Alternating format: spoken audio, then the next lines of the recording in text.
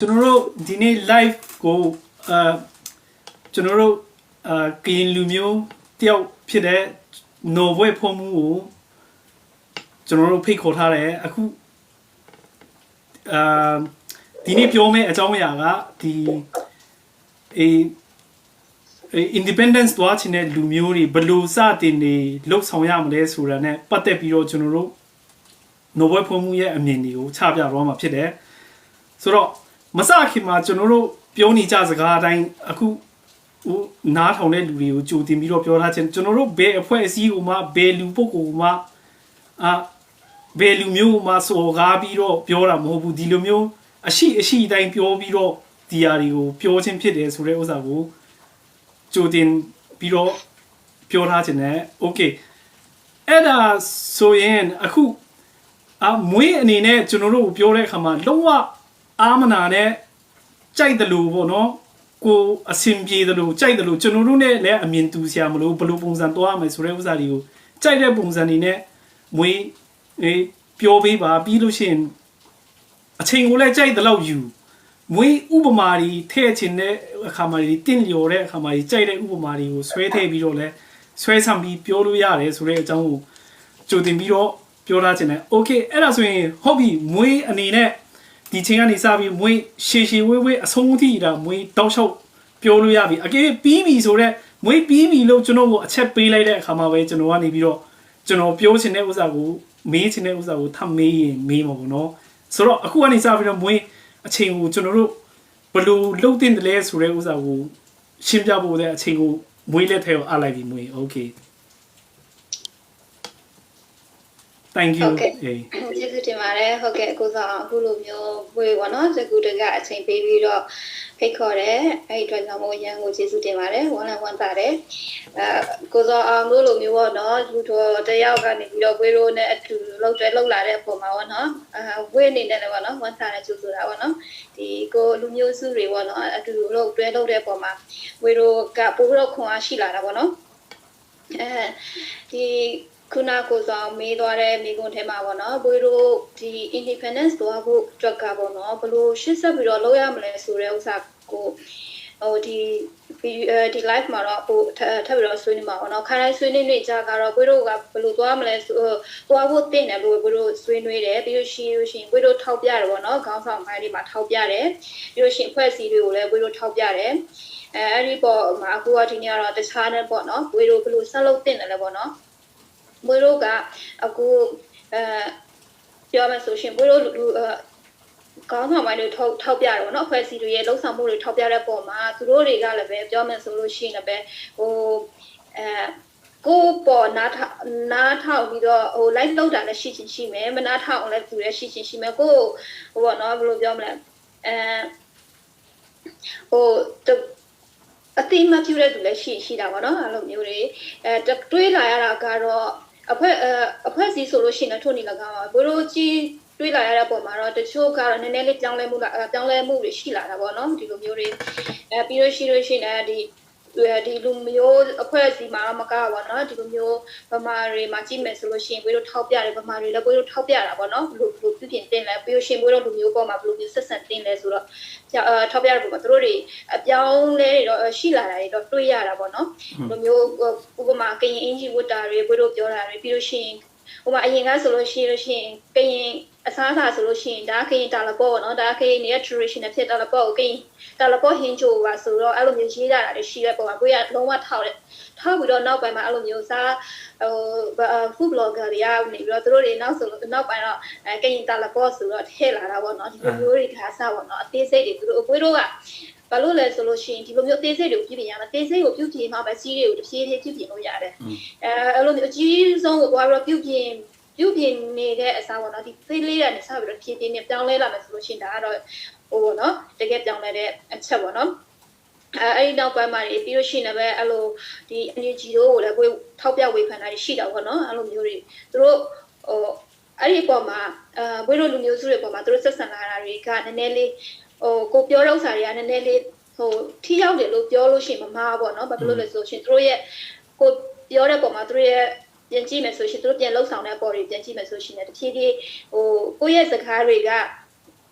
ကိုအဖွဲ့အစည်းကနေတော့စကားမဟုတ်ဘူးပေမဲ့လည်းပဲကိုကပြည်သူတယောက်အနေနဲ့စကားအနေနဲ့ဖြစ်တဲ့ကြောင့်မို့ကရင်ပြည်သူတယောက်အနေနဲ့စကားသူတို့မနာထောင်လို့ရှိနေပဲသူတို့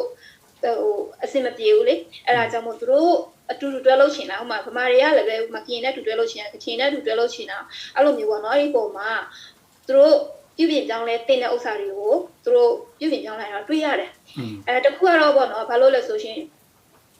သူတို့ပြောင်းလဲခြင်းတွေဖြစ်စီမပြောင်းလဲတည်ခြင်းတွေဖြစ်စီပေါ့နော်တည်ခြင်းတွေမှာဝေးလို့ဆိုလို့ရှိရင်ကိုစောအောင်မြင်တဲ့ထားပဲမကြိုက်ဘူးဆိုလို့ရှိရင်ဒီဗမာတွေကကိုယ့်ရဲ့နေရာဒေသမှာလာပြီးတော့ကြီးစိုးနေတဲ့ဝါမြို့နေတဲ့အချိန်မှာပေါ့နော်ဝေးတို့ကဒီလိုမျိုးမဖြစ်သင့်ဘူးမလုပ်သင့်ဘူးနို့ပြန်တင်တယ်နို့မလုပ်ဘူးဆိုလို့ရှိရင်နို့ပြန်တင်တယ်ဒီလိုမျိုးတွေဝေးတို့ကထောက်ပြတာပေါ့ပြောတာပေါ့ဘာလို့လဲဆိုရှင်နိုင်ငံတကာမှာကြည့်မယ်ဆိုလို့ရှိရင်နိုင်ငံမှာပဲဖြစ်ဖြစ်ပေါ့နော်ဥပမာဒီနော်ဝေကိုပဲဥပမာပေးရမယ်ဆိုလို့ရှိရင်လည်းတခြားဒီမိုကရေစီလွတ်လပ်တဲ့ဒီမိုကရေစီနိုင်ငံမှာပဲကြည့်မယ်ဆိုလို့ရှိရင်သူတို့နိုင်ငံရဲ့ဥပဒေကိုလက်မခံကိုကချိုးဖောက်တယ်ဆိုရှင်သူတို့ပြန်ပို့တယ်လူတွေကိုဒါကဘယ်နိုင်ငံမှာပဲဖြစ်ဖြစ်ဒါရှိတယ်ကိုကသာတတိမထားမြကိုကသာမသိတာတွေအများကြီးရှိတယ်သူတို့နိုင်ငံရဲ့ဥပဒေတော်မှာပြောမယ်ဆိုရှင်နိုင်ငံလူမျိုးတစ်ခုကိုစော်ကားတာတော့မဟုတ်ဘူးเนาะဥပဒေအသေးမွားတွေတချို့ဥစ္စာတွေကအသေးမွားလောက်ရှိတယ်ကိုမထင်ထားတဲ့ဟာတွေတော့မှသူတို့ဒီနိုင်ငံမှာမထားဘဲနဲ့ပြန်ပို့တယ်အဲ့လိုမျိုးတွေရှိတာပေါ့နော်ဒါကဥပမာကိုတို့လွန်ခဲ့တဲ့ရက်နေ့ကဆိုလို့ရှိရင်ဒီဇွန်လ19ဇွန်လကအဖြစ်ပြပေါ့နော်ဒီအာဇာနည်နေ့ဗမာအာဇာနည်နေ့မှာလည်းပဲဒီ NUG က PGR တွေကနေပြီးတော့ဝေရိုးရဲ့ကရင်ဒေသမှာသူတို့ကရင်အလံကိုအောက်မှာချထားပြီးတော့သူတို့ရဲ့ဘယ်လိုပြောမလဲdownland ပေါ့နော်။ခု downland ကိုကျတော့အပေါ်မှာမြောက်တင်ထားတဲ့ဥစ္စာလုံးဝဖြစ်တင်ထားပါတီတစ်ခုရဲ့လည်းနိုင်ငံတော်အလံတော့မဟုတ်ဘူး။ပြီးလို့ရှိရင်လူမျိုးအလံလည်းမဟုတ်ဘူး။ဒါကပါတီလန်တွေဆိုတာဗမာကပြောမယ်ဆိုလို့ရှိရင်ဒါကကိုဘသူပါတီတစ်ခုကိုပဲကိုစားပြုတာပါတီဝင်တွေလောက်ကိုပဲကိုစားပြုတာပေါ့နော်ပြီးလို့ရှိရင်လည်းဒီလိုမျိုးတွေပေါ့နော်ဘလို့ပဲဖြစ်ဖြစ်ဗမာအလံအောင်မှာဘွေးတို့နဲ့တန်းလူနေချင်းတယ်ဆိုလို့ရှိရင်ဘွေးတို့နဲ့တန်းလူထားတင်တာပေါ့နော်ပြောမယ်ဆိုလို့ရှိရင်စကားကုန်ကိုပြောမယ်ဆိုရှင်အခုလက်ရှိအခြေအနေမှာကရင်တွေနဲ့ဗမာတွေနဲ့နေပြီးကိုတွေကတော်လန်ရေးထဲမှာဖြစ်တဲ့အတွက်ကြောင့်မို့ဒီကရင်တော်လန်ရေးမှာဗမာတွေဝင်ရောက်လာခြင်းဒီဒါကသူတို့တွေအကူအညီတစ်ခုအနေနဲ့ဝင်ရောက်လာတဲ့ဖြစ်တဲ့ကြောင့်မို့ကရင်တော်လန်ရေးကပြောမယ်ဆိုရှင်ဗမာတွေစီကနေလွတ်မြောက်ဖို့အတွက်တော်လန်တာဖြစ်တဲ့အတွက်ကြောင့်မို့ဒီလိုမျိုးဗမာကရင်တွေရဲ့ဒေသကိုရောက်လာတဲ့ပုံမှာဗမာတွေရဲ့အနံ့အောင်မှသူတို့ထုတ်ပြစရာမလိုထုတ်ပြီးတော့တကူကိုပေါ့နော်ဘယ်လိုပြောမလဲမောက်မာနေစရာမလိုပေါ့နော်ဒီကရင်ဒေသမှာရောက်တော့ကရင်တွေရဲ့လွတ်လပ်တဲ့ဗမာကရင်တိုင်းပြည်တစ်ခုဖြစ်လာဖို့အတွက်ကသူတို့ဝါပြီးတော့မှပို့ပြီးတော့ကရင်တွေကိုပို့တော့မှချီးမြှောက်တင်တယ်ပို့တော့လေးစားတင်တယ်အတိမပြုတင်တာပေါ့နော်ကရင်တွေကသူတို့တွေကိုအကူအညီပေးထားတဲ့ပုံမှာဒါကပို့ပြီးတော့သူတို့အတိမပြုတင်တယ်လွတ်မြောက်ဖို့အတွက်ဒီလူမျိုးတွေလွတ်မြောက်မှပဲငါတို့သူတို့လူမျိုးဗမာလူမျိုးတွေကလည်းပဲဗမာတွေရဲ့ဘယ်လိုပြောမလဲသူတို့ရဲ့ identity ပေါ့နော်ပြန်ရှိလာမှာပေါ့နော်အခုကတော့သူများတွေစီကနေ like view like ဥစ္စာလုပ်တဲ့ like လူယူတွေ like အနိုင်ကျင့်ထက်စီကယူတဲ့ဥစ္စာတွေကဒါကလူမျိုးတစ်မျိုးရဲ့ identity ကိုခေါ်ပြတာမဟုတ်ဘူးเนาะဒါကအဲ့ဒါတွေပေါ့နော်ဒီလိုမျိုးတွေဘွေးတို့ပြောတာကဥပမာဘွေးတို့လူမျိုးဒီခုနကပြောပြတဲ့အလံမှာဆိုလို့ရှိရင်တခြားနိုင်ငံတော့လုပ်ကြည့်ပလားနော်ဝေတွေလာလုပ်ကြည့်လေပြီးလို့ရှိရင် American တွေတော့လုပ်ကြည့်လေရမလားသူတို့နိုင်ငံအောက်မှာထားပြီးတော့သူများလမ်းကိုယ်လမ်းအဲ့လိုမျိုးပေါ်မှာသွားထားတော့ဆိုရှင်ဒါကလူမျိုးတစ်မျိုးလုံးကိုစော်ကားတာနဲ့အတူတူပဲဒီလိုလူတွေကဝိတို့တော်လန်ရေးဝိတို့ကရင်နယ်မြေထဲမှာလုံးဝမနေတင်ဘူးဆိုတာဝိတို့ထောက်ပြတယ်ဒါကလည်းဗမာတွေအနေနဲ့ကလည်းပဲဗမာလူမျိုးတွေကပိုးပြီးတော့မှဒါပြောတင်တယ်အထူးသဖြင့် Federal လို့ရှိနေဆိုလို့ရှိမှာနော်အများပိုးတော့မှထောက်ပြတင်တယ်သူတို့တွေဘာလို့ဒန်နုလို့ရှိနေဆိုလို့ရှိရင်ဒီလိုလူတွေကိုကြတော့အကွေးတို့ရှစ်ဆက်ပြီးတော့မထားတင်တော့ဘောနော်အဲ့လိုမျိုးတွေနောက်ပိုင်းလည်းဒီလိုမျိုးမဖြစ်လာဘူးအတွက်ဒါကပထမချိန်မဟုတ်ဘူးဒါကအချိန်ပေါင်းမနေတော့ဘူးဒေါ်ဆန်းစုကြည်လက်ထက်ကတည်းကပေါ့နော်ဒီလိုမျိုးကရင်အလောင်းအောက်မှာထားပြီးတော့ဆက်ဆက်နာတွေကသူတို့ကတည်းကရှိခဲ့တယ်အခုချိန်မှာလည်းပဲဒီလိုမျိုးတွေကရှိတာပေါ့နော်ပြောရမယ်ဆိုရှင်အဲ့ဒါကိုထောက်ပြတာပေါ့နော်ဒီနောက်ပြောမယ်ဆိုရှင်တချို့ကိစ္စတွေပြန်ပြီးတော့ကျတော့ပြောမယ်ဆိုရှင်တချို့ကိစ္စတွေကျတော့ပြောင်းလဲလာတာတွေတော့ရှိတာပေါ့နော်ကိုရီးယားအတန်တွေပြောမယ်ဆိုလို့ရှိရင်ကိုခေါင်းဆောင်တွေကနေမပြောတဲ့စကားတွေပေါ့နော်ပြောမယ်ဆိုပြောတဲ့စကားတွေအမုန်းမခံတာတွေပေါ့နော်အမုန်းမခံဘူးကြောက်တာလားဘာလား ဘယ်လိုပြောမလဲနာမည်ကောင်းလို့ချင်တာလားဆိုတဲ့ဥစ္စာကိုမပြောနိုင်အဲ့လိုမျိုးဖြစ်လာတာကိုယ့်ရဲ့ဖွဲ့စည်းကိုခေါင်းဆောင်တွေမပြောတဲ့ဥစ္စာမှာကိုရီးယားပြောနေရတာပေါ့နော်ပြောတဲ့ဥစ္စာတွေသူတို့ပြင်လာတာတွေတော့အနေနဲ့ပဲရှိပေါ့နော်အမှန်တကယ်ကတော့ကိုဖြစ်စေချင်တာကိုခေါင်းဆောင်တွေကပြောရမှာပေါ့နော်ခေါင်းဆောင်ဖြစ်ပြီဆိုလို့ရှိရင်ပြည်သူလူထုရဲ့ဒီကိစ္စအဝဝကိုသူတို့တွေကနေပြီးတော့မရက်တီပေးရမှာပေါ့နော်အလူမုံတိဖြစ်စေချစ်တိဖြစ်စေဘလို့ဖြစ်နေစေကိုယ့်ရဲ့ပြည်သူကနေပြီးတော့ဒီကိုယ့်ရဲ့ပြည်သူရဲ့အကောင့်အဆိုးအားလုံးကိုသူတို့တွေကခေါင်းခံပြီးတော့နေပြီးတော့မရက်တီပေးရမယ်ဥစ္စာကိုအခုလက်ရှိမှာပြောမယ်ဆိုလို့ရှိရင်ခေါင်းဆောင်ကချင်ရောကရင်တွေရောခေါင်းဆောင်တွေရဒါတွေကနေဖားတာပေါ့နော်မရက်တီခေါင်းဆောင်ကနေခေါင်းဆောင်ဖြစ်သွားအဲ့ဒါဟုတ်လားဟုတ်တယ်အဲ့ဒါကြောင့်ပေါ့သူများကိုကဒီအထူးသဖြင့်ကိုဒီကိုရောက်လာတော့ပိုတော့အားကျလာတာပေါ့နော်ဒီနိုင်ငံတွေမှာဆိုရှင်ခေါင်းဆောင်တွေဆိုလို့ရှိရင်အားကိုသူတို့လူမျိုးအတွက်ဆိုလို့ရှိရင်အဲ့မပဲရက်တည်ပေးတာပေါ့နော်သူတို့ဒါလူမျိုးဘယ်လိုပြောမလဲဒီလူမျိုးကိုဆော်ခါရမှာကသူတို့စီဝါရေးတော့မနည်းနည်းပါးလောက်ထိခိုက်ပြီဆိုလို့ရှိရင်သူတို့ဘယ်လိုပြောမလဲသူတို့second tips သူတို့လူမျိုးသူတို့စီးပွားရေးရဲ့နည်းနည်းပါးထိခိုက်မှုစားသူလုံးဝအပြတ်မခံဘူးအခုတော့ကိုယ်ထိုင်တာပေါ့နော်သူကိုယ်ထိုင်တာ secondထိမဲ့မုန်းခံရင်ထိမဲ့တချို့ကိစ္စမှာပေါ့နော်ဥမာတချို့ကိစ္စတစ်ခုရှိခဲ့ဒီနိုင်ငံမှာပေါ့နော်ဥပမာတစ်ခုရှိခဲ့တယ်ဒီဘယ်ပါကိစ္စလာတော့ပြောတော့မပြောတော့ပေါ့နော်အဲ့ဒီကိစ္စကတော့သူတို့ရဲ့နိုင်ငံတစ်ခုရဲ့စီးပွားရေးနည်းနည်းပါးစီးပွားရေးပေါ်မှာထိခိုက်မှုရှိလာနိုင်တာပေါ့နော်အဲ့ဒီမှာနောက်တစ်ခုကလည်းပဲဒီသူတို့နိုင်ငံသားတွေကိုယ်တိုင်ကလည်းပဲပြောမယ်ဆိုလို့ရှိရင်အဲ့ဒီအပေါ်မှာကိုအစိုးရလောက်သွားတဲ့အပေါ်မှာအစိုးရကနေပြီးတော့လောက်သွားတဲ့အပေါ်မှာသူတို့နိုင်ငံသားတွေဆန္ဒပြကြတယ်မကြိုက်ကြဘူးအစိုးရက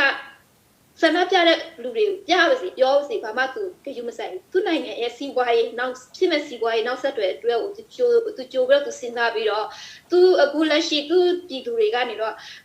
ဆန္ဒဘလောက်ပဲပြသူကြည့်မဆိုင်ဘူးသူကြည့်မဆိုင်တော့ဟုတ်သူဘာမှမပြောဘဲနဲ့နေလိုက်တယ်ပြီးလို့ရှိရင် online media တွေမှာပေါ့နော် online media မှာဆိုလို့ရှိရင်လည်းသူဒီတတိယကိုသူနည်းနည်းသူအမောင်ချလိုက်တယ်ဒါလို့ရှိတယ်ဒါပြောရမယ်ဆိုရှင်ပြည်သူတွေကနေတော့တောင်းကျမ်းထားကြမှုတွေတိတ်မဖြစ်ပါဘူးเนาะတတိယကိုသူအဲ့ဒီကိစ္စတွေနဲ့အမောင်ချပေးလိုက်တယ်နည်းနည်းငြိမ်အောင်ထားပေးလိုက်တယ်တခြားလောကကိုပြောင်းပေးလိုက်တာပေါ့เนาะဒီလိုမျိုးတွေဒါမရှိဘူးလားဆိုတာရှိတယ်ဘယ်ပြောထုံးလာတာပေါ့နော်ဘယ်ပြောချင်တာကိုရီးယားခေါင်းဆောင်တွေကလုံးဝမခံအမုန်းမခံဘူးပြီးလို့ရှိရင်ကိုပြည်သူရဲ့နောက်ရှေ့ရကောင်းမလားဆိုးမလားကြိုတွက်တာတွေမလုပ်ဘဲနဲ့ပေါ့နော်အဲ့ဒါတွေကိုပြောမှဆိုတော့အားနေတာပေါ့နော်ဒီဥစ္စာတွေကအဲ့ဒါကြောင့်မို့ကိုရီးယားနေတော့အမုန်းခံလို့ပြောတဲ့ပုံမှာတော့နည်းနည်းပါးတော့ပေါ့နော်စကားထိရောက်မှုတွေတော့ရှိတာလို့ဘယ်လိုမြင်ပါတယ်ဥစ္စာတွေကပေါ့နော်ဟုတ်တယ်နောက်တစ်ခုကျတော့ခုနကပြောသလိုမျိုးအခုဒါပြောရုံတော့မပြီးသေးဆိုတာမပြီးသေးပါဘူးဝေးကိုဆောင်ရဲ့ခေါင်းစဉ်ပြန်တော့ပြောမယ်ဆိုရှင်ဝေးတို့ဘာတွေဆက်လုပ်ရမလဲအခုကတော့နောက်တစ်ချက်ပေါ့နော်ဝေးတို့ဘာတွေဆက်လုပ်လို့နေပြီလေဒီလိုမျိုးပြောရုံနဲ့ပြီးပြီလားဆိုတော့မပြီးသေးဘူးဒီလိုမျိုးပြောရုံနဲ့တွားမယ်ဆိုလို့ရှိရင်ဝေးတို့ကအတိုင်းတာတစ်ခုလေးတော့ရတယ်ပြီးလို့ရှိရင်အချိန်တိုင်းတာတစ်ခုအချိန်ရောပြီးလို့ရှိရင်အလုပ်ပေါ်မှာရောပေါ့နော်အတိုင်းတာတစ်ခုရှိရဲပြီးလို့ရှိရင်ဘယ်အလုပ်ဝယ်ဖြစ်သူများတွေကပွေပြောတဲ့အနေကတစ်ခုဆိုရှင်တင်ချာနီးတအားတွက်တာပေါ့နော်အဲ့လိုမျိုးနေကတိတ်ပံတွဲနဲ့တိတ်ပံဖက်ပါပို့ပြီးတော့အားသာတဲ့သူဆိုတော့တဲ့အဲ့လိုမျိုးတစ်ခုဆိုလို့ရှိရင်တွက်ချက်တာပေါ့နော်အဲ့လိုမျိုးဘယ်လိုပြောမလဲကိုဘယ်လိုပြောတိတ်တော့ခံစားချက်ထက်ကိုပြီးတော့ရုပ်ပိုင်းဆိုင်ရာအဲ့လိုမျိုးတွေပို့တွက်တာပေါ့နော်အရှိပြောဒီအမေအချက်အလက်ပေါ်အခြေခံတဲ့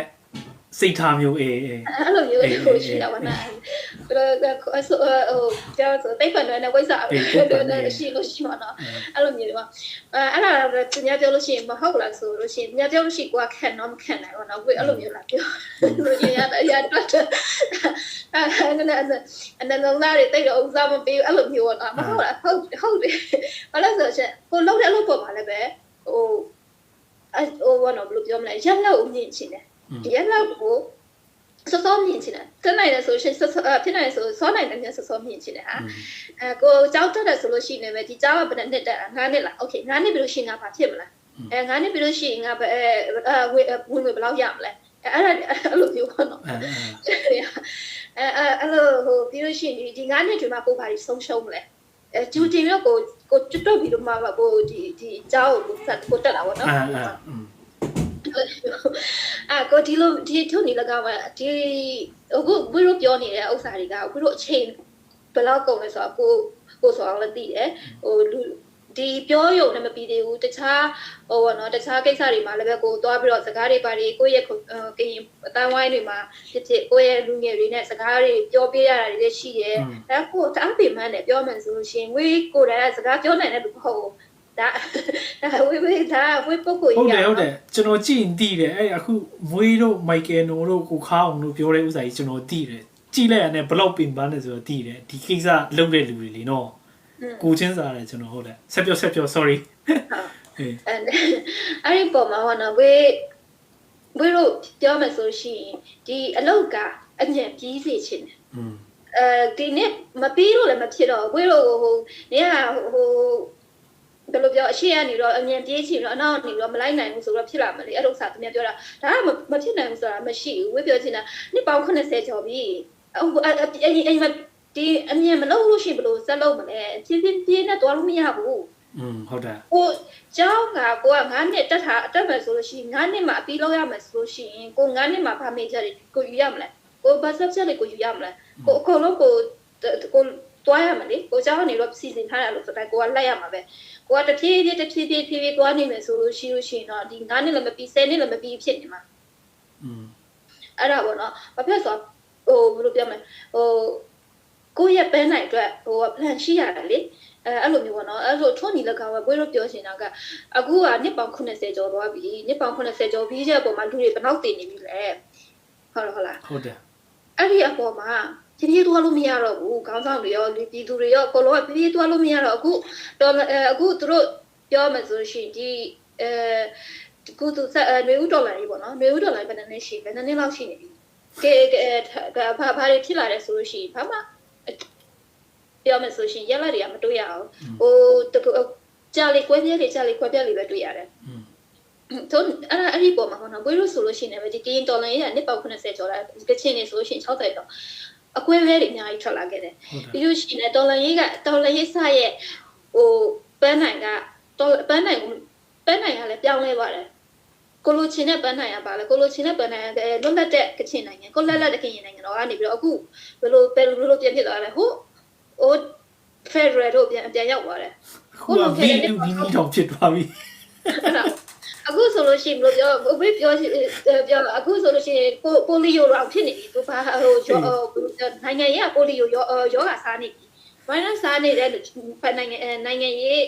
ဟိုပေါ့နော်နိုင်ငံရေးဖြစ်နေပြီဟုတ်တယ်ပန်းနိုင်ကအဲ့ဒီပုံမှာတော့အဲဒါကြောင့်ဘွေးတို့က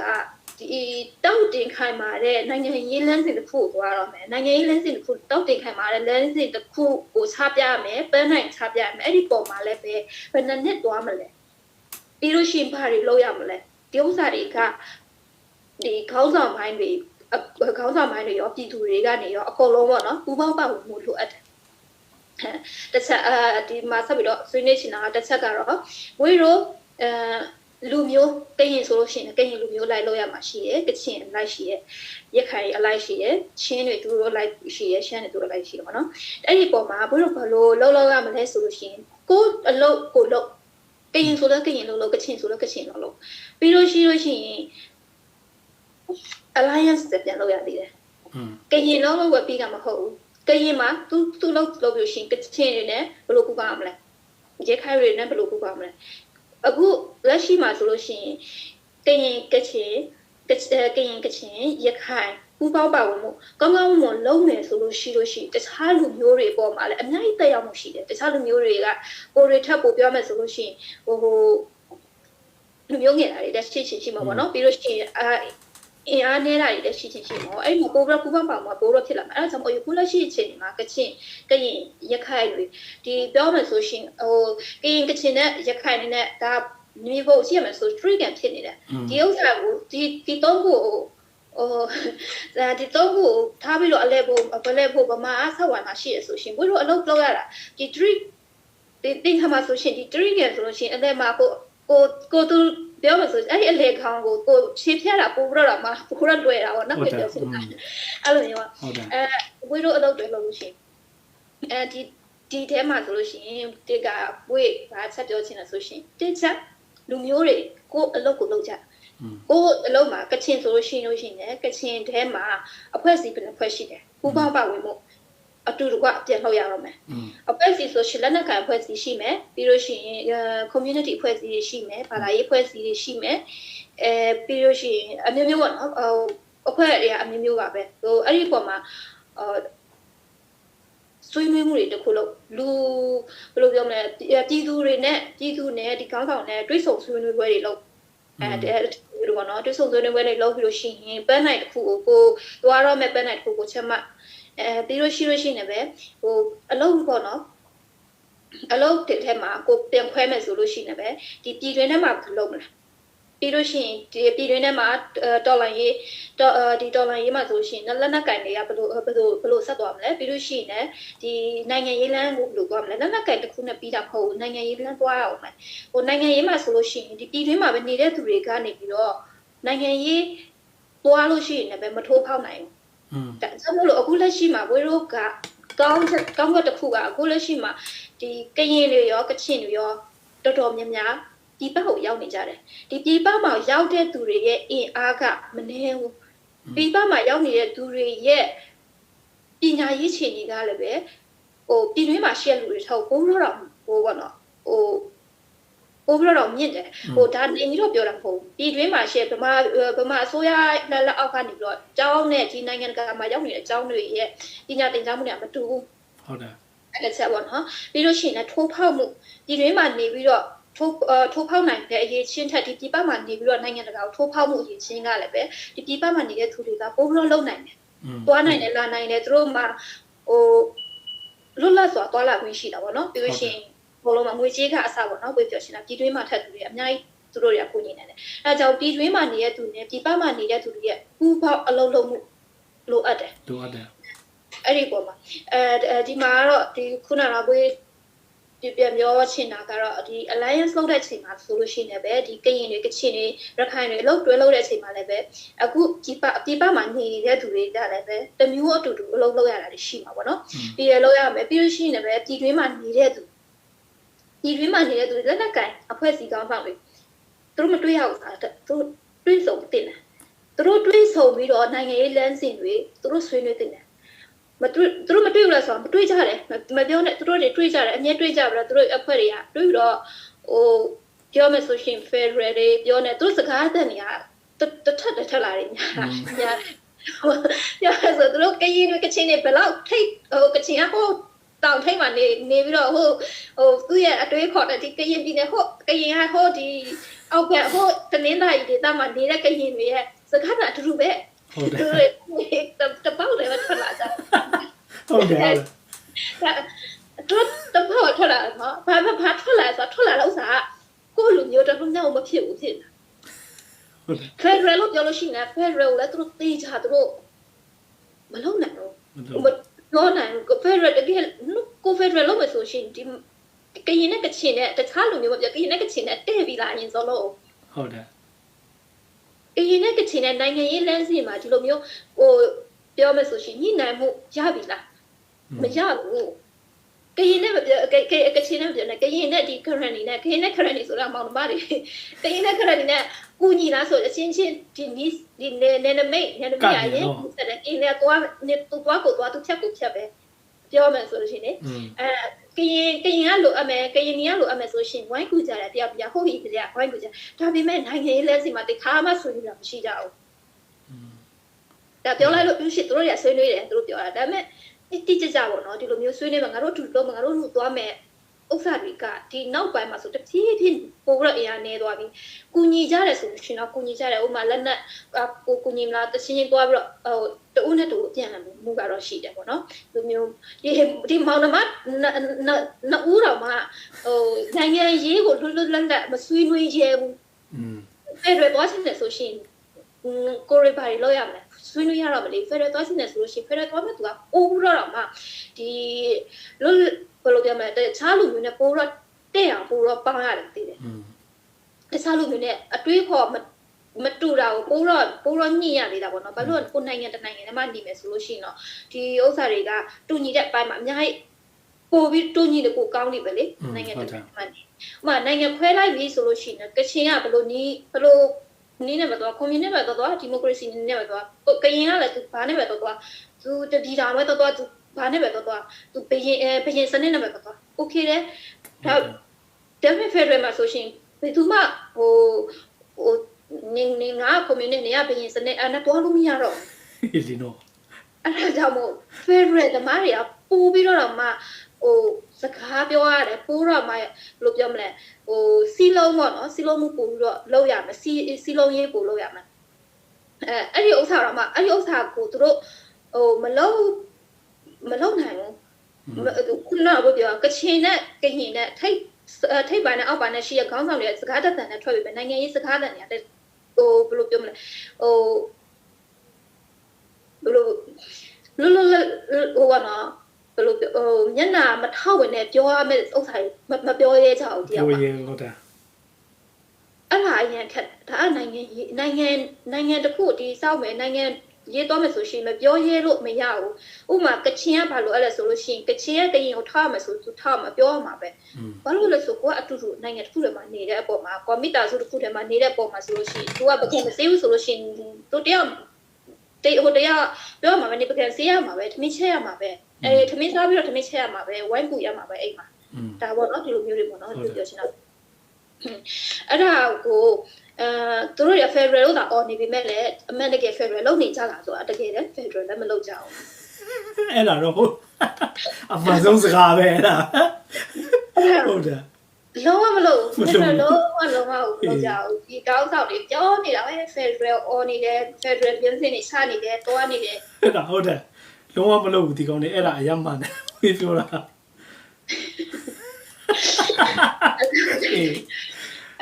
ဟုတ်တော့ဝီရိုဒီ Federal ကို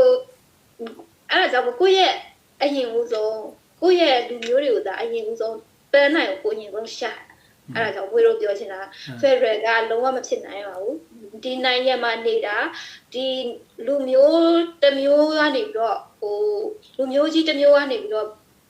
ချုပ်ကန်မှုတွေလုပ်နေတဲ့အပေါ်မှာတခြားသူဝီရိုဘလောက်ပဲ honest တန်းလို့ honest ဘယ်တော့မှရမှာမဟုတ်ရှင်းနေအဲ့ဒါကဘာကိုအဲ့ဒါကြောင့်မို့ဒီဝေးနိုင်ငံရေးအကြောင်းတက်တော့ပါနော်နိုင်ငံရေးအကြောင်းတက်တော့ဆိုလို့ရှိရင်သူဒီဘယ်လိုပြောမလဲ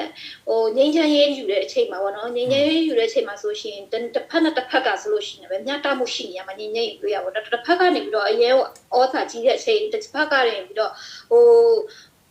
အရင်ပေါ့နော်ဩစာသေးနေတဲ့အချိန်မှာဆိုလို့ရှိရင်အဲ့ဒီအချိန်မှာဆိုလို့ရှိရင်ကိုငင်းချမ်းရေးဆိုတာယူရခက်တယ်ဟုတ်တယ်အဲ့လိုမျိုးပေါ့နော်ဘယ်လို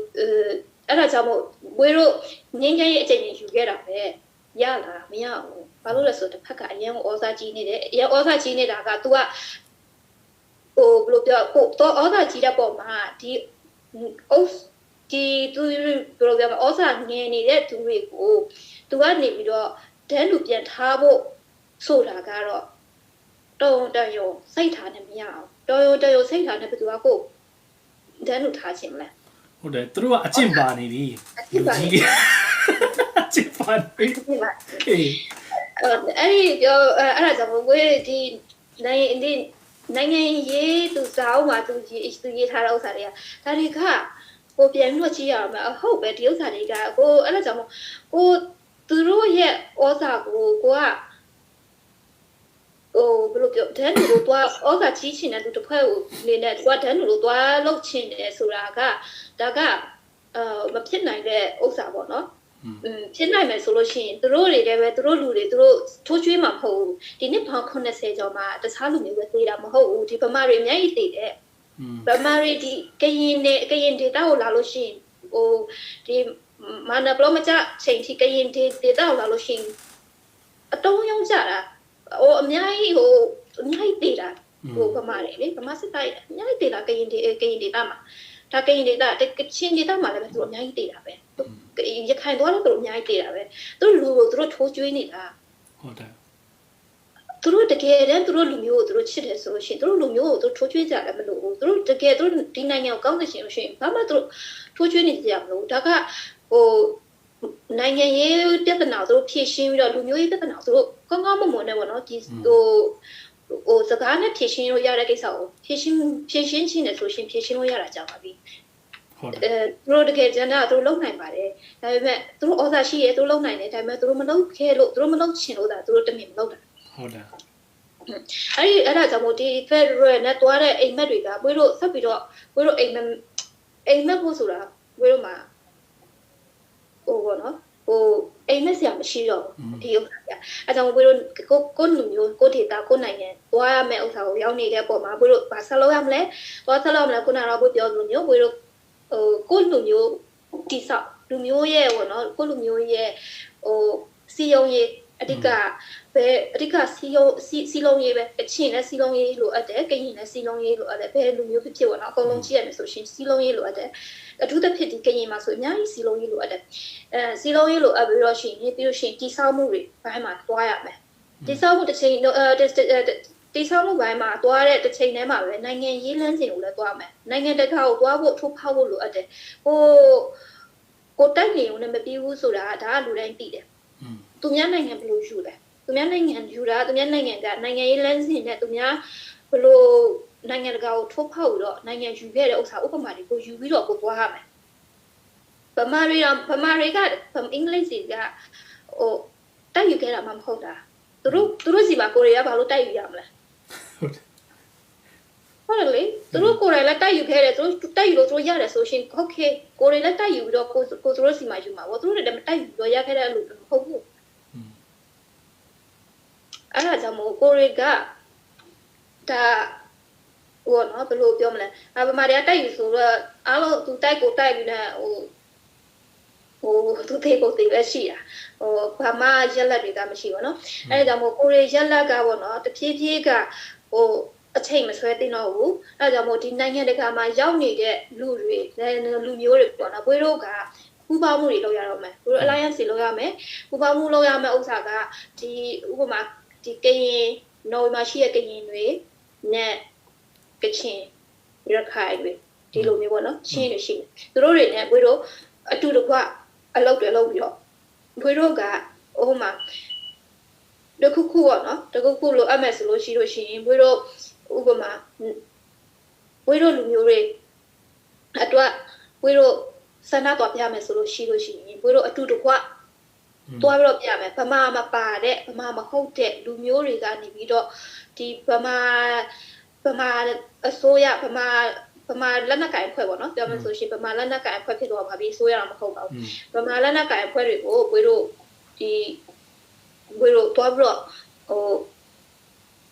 ရှုပ်ချမလားဒါမှမဟုတ်လို့ရှိရင်ဟိုလက်နက်မကိုင်တဲ့ဒီ NUG ကို